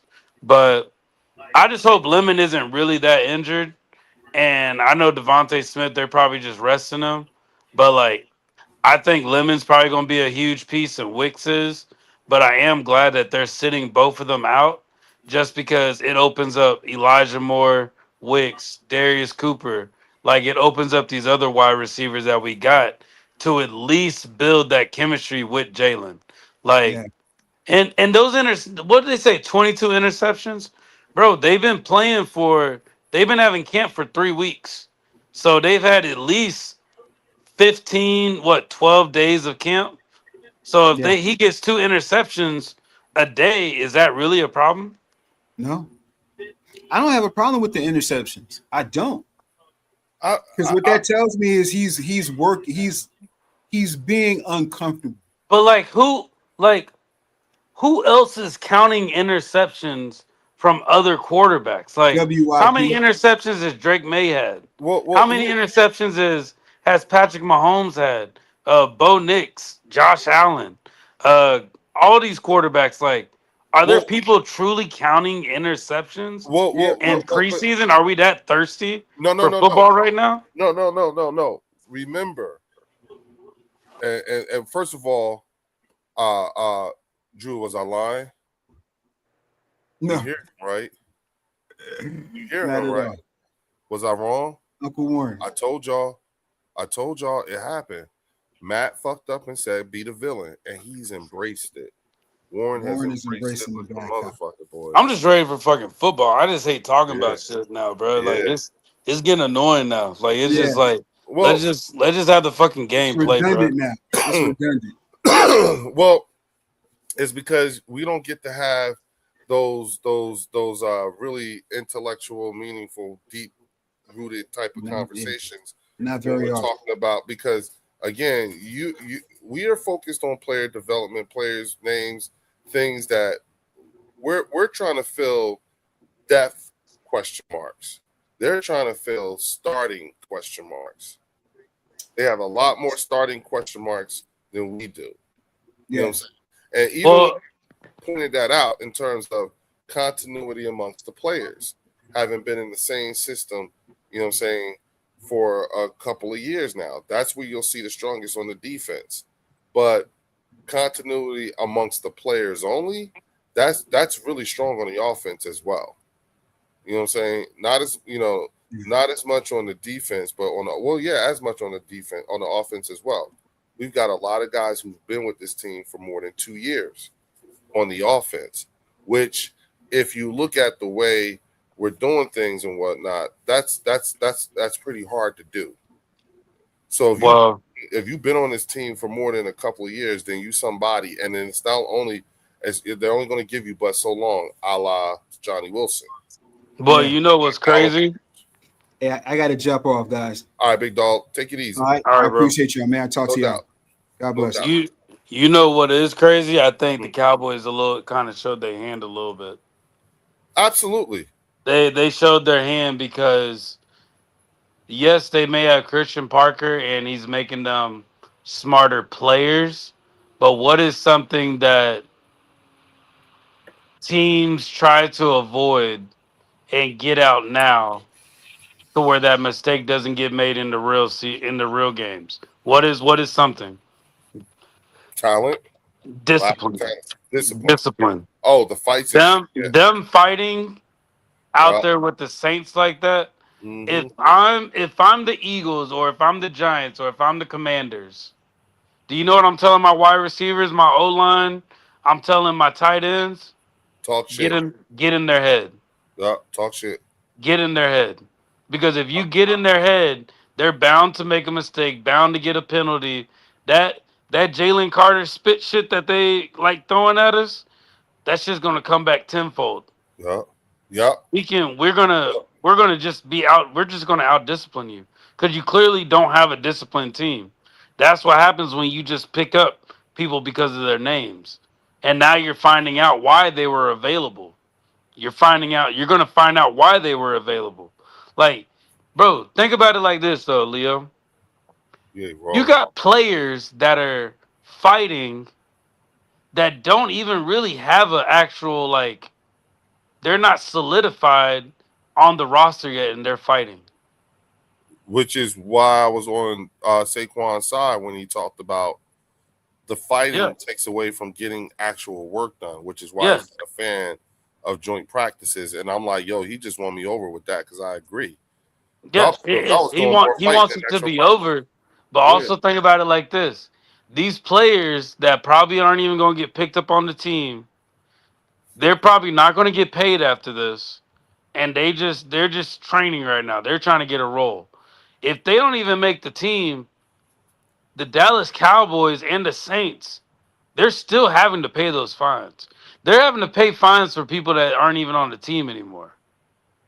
Yeah. So like, do you see where I'm going with this? Like, you're having to teach discipline to your team. You're having to spend extra time not developing, but now teaching people about discipline. That's why teachers have a hard time. And control your emotions. Yeah, that's why, because you came to the Cowboys with some emotional baggage that is stunting your ability to grow into a disciplined player, much less on a group effort, a disciplined team. And we got Tariq Woolen. Yeah. Yeah. And people say with Tariq Woolen, oh, y'all gonna have issues with him, this and that. We got one. That's it. And that one is gonna fall in line with everybody else. That one's gonna fall in line. when you got 3, 4, multiple players that are your starters that are doing that, oh, you're gonna have problems, bro. Not because now you got to worry about because you're not gonna take them off the field because they're talented, but now you got to worry about damn if they get in this person's head, are they gonna get a penalty and now we lose 15 yards? So now, like we know how to play up against them now. Just get in their head. That's all you got to do. Just get in their head. Which is why which makes your point. Like they really did tip their hand, whether they realize it or not, and that's the thing. Cowboy fans, you don't see no Cowboy fans talking like that. Yeah, and you like can say that you can say the fight that the Eagles got in, like that small little fight, but bro, they're doing like little like side shows together. You seen that shit? You seen that shit on the Eagles fan page or whatever? Like they're doing like clips together. Yeah. Where they both sharing the same mic and like taking pictures together and like they joking around with each other, bro. Like them dudes actually hate each other. They're body slamming, kicking each other. Y'all, listen, dog. Let me tell you something. When I saw the clip of AJ running up on Jalen, right, and I'm watching the two of them, the conclusion I came to is nothing to see here, folks. It's all right. It's all good. You know what I'm saying? And I'm lip reading the conversation, and I'm like, Jalen must be like, hey man, get him to the bowl. We'll meet there. Go do you. Go get it done. Get them to the Super Bowl, and I'm gonna try to meet you there. Just go do your thing. You know what I'm saying? Give my love. How's my goddaughter doing? You know what I'm saying? How my godson doing? You know, let them know I'm gonna have something. I'm sending them something for their birthdays and Christmas. You know what I'm saying? Give my best to the missus. You look good, dog. You look good. Love you, bro. Love you too. All right, later. That's it. Yeah, like they like this. That's not it. Like we're letting reporters that don't understand a certain culture. That's why I said we dictate. Yeah, what's really going on? Yeah, because we're allowing people to dictate what the narrative is based off of their translation of our body language, and so you see, which helps lead to why there's such bad reporting in terms of rapport. You know what I'm saying? And it's like, you know, like, because I'm going to tell you, when they saw AJ and Jalen arguing and all that shit and everything like that, that scared a lot of them. You know what I'm saying? Oh, my God, look, they're fighting. Oh, and he's an asshole. Look at him here. And I'm like, nah, man, that's two dudes, that's brothers, that's arguing. You know what I'm saying? If anybody that know how to argue with each other is them two. You know what I'm saying? They went through a rough patch. It'll probably be a while before they really fully, or if ever, fix it or whatever. But that's just the body language telling me something else. They'll probably be friends again when they're both finished playing football. I don't even think it'll take that long, bro. I think right. I know. I think it's gonna be No, I get what you mean. I just think it's gonna. I think at the end of the day, they're both adults. They both understand that, hey, what you're trying to do and what I'm trying to do are two different things. We're trying to be successful in two different ways. That's all it is. One wants to be successful as being the number one wide receiver on a passing team. Like AJ Brown has that right to feel like that because even with the Titans, bro, it was all about Derrick Henry.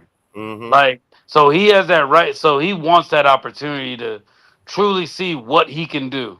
Like, he deserves that. So give him that. And I think Jalen understands that.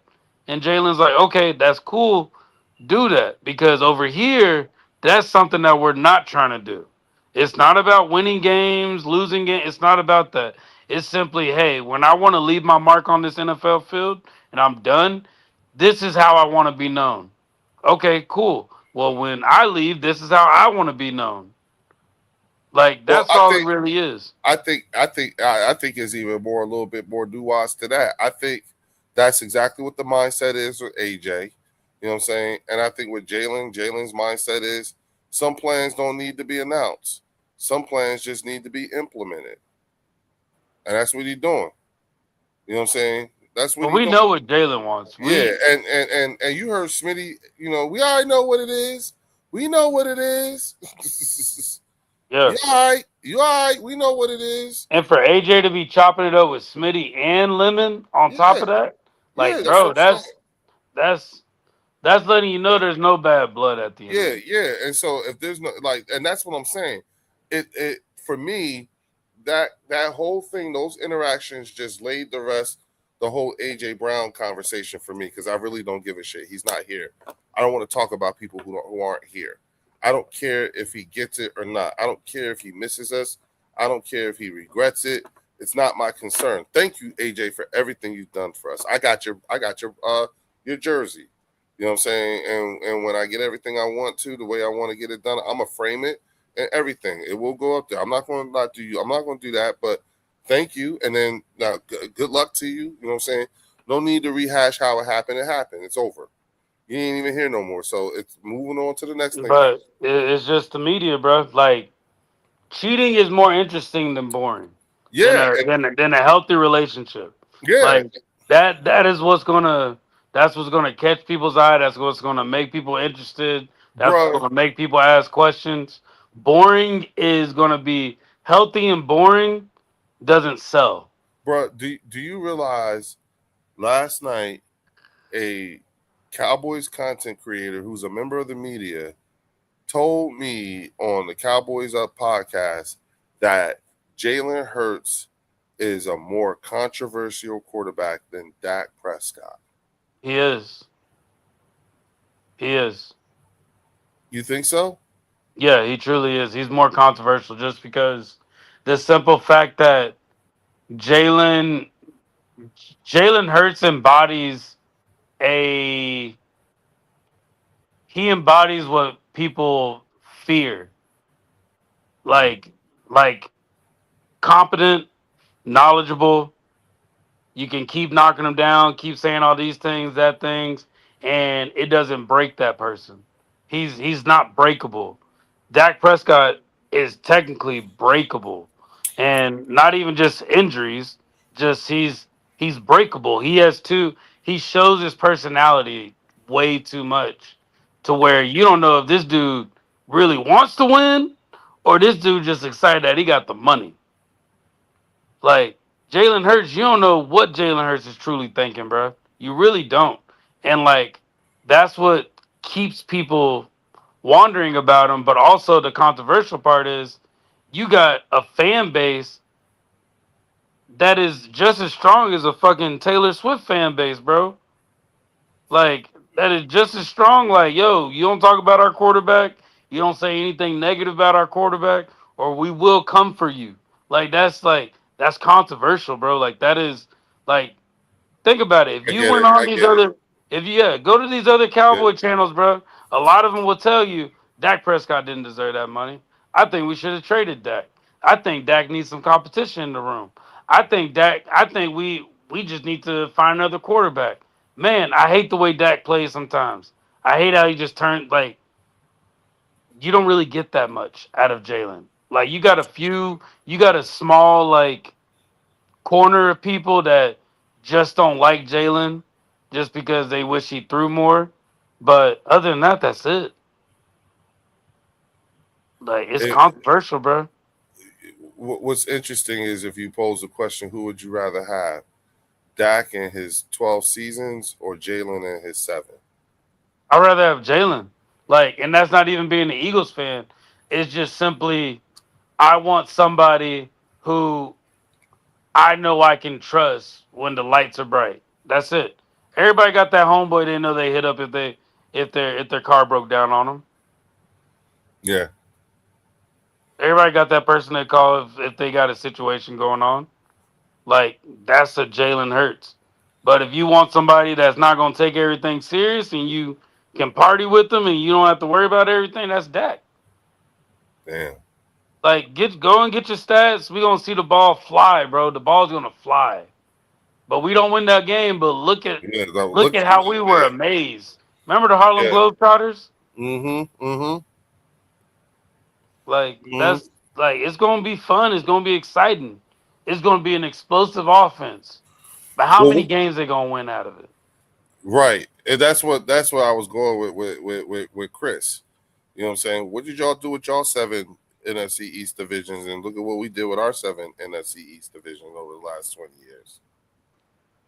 Yeah, but that's why I asked them. That's why you got to ask, like, it's. But when you say that, when you say it like that, like you tell me, that's when they get defensive.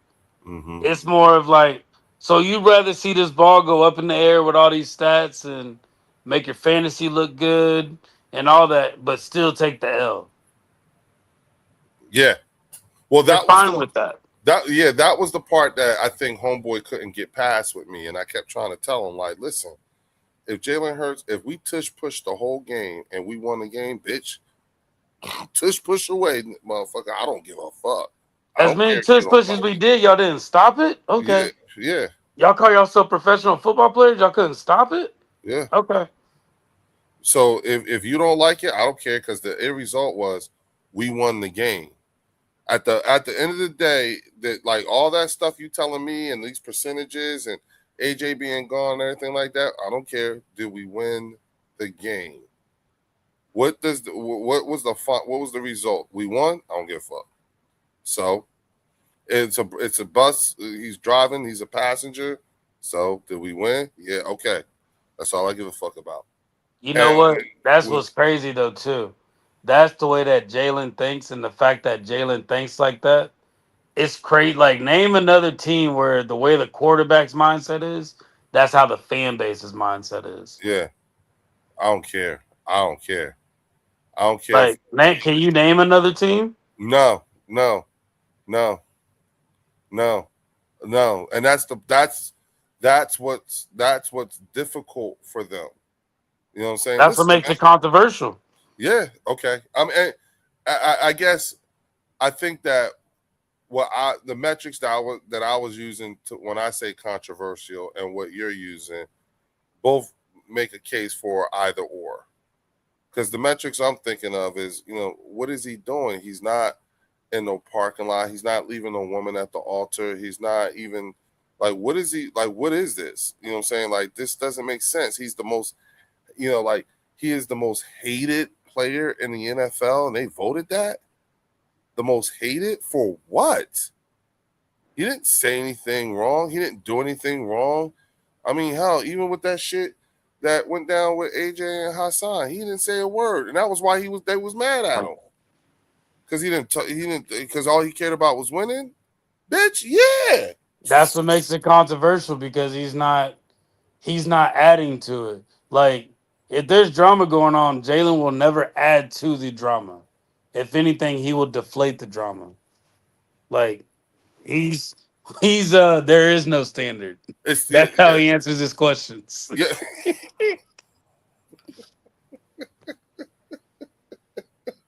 I told you I'm gonna use it every time. How far are you from the link again?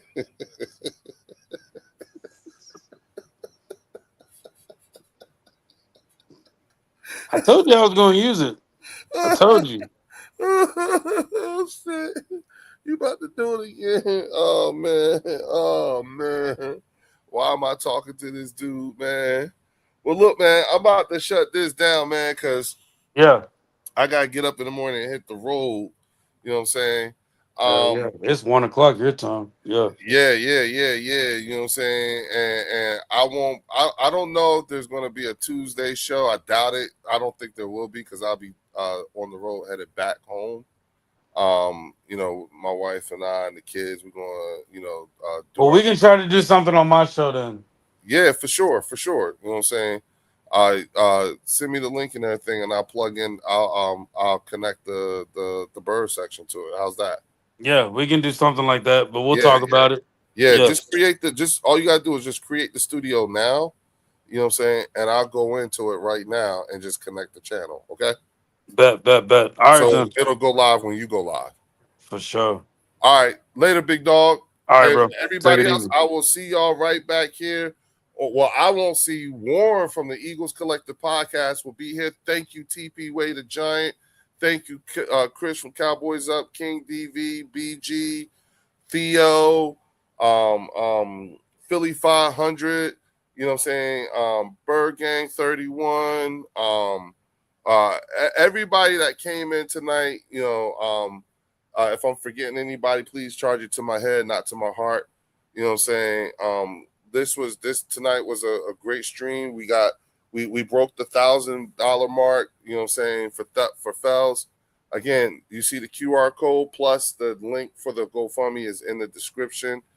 Get those likes up. Go to everybody's channel. Hit those likes up. You know what I'm saying? Subscribe. I will be restreaming the FELZ's funeral right here on the Bird section on Friday, August 28th. I will definitely make sure that you guys know about it because it'll be an upcoming thing. With that, I'll say I'll see y'all. Warren's going to host the Bird section on Tuesday. And with that, I will say see y'all right back here. Go Birds.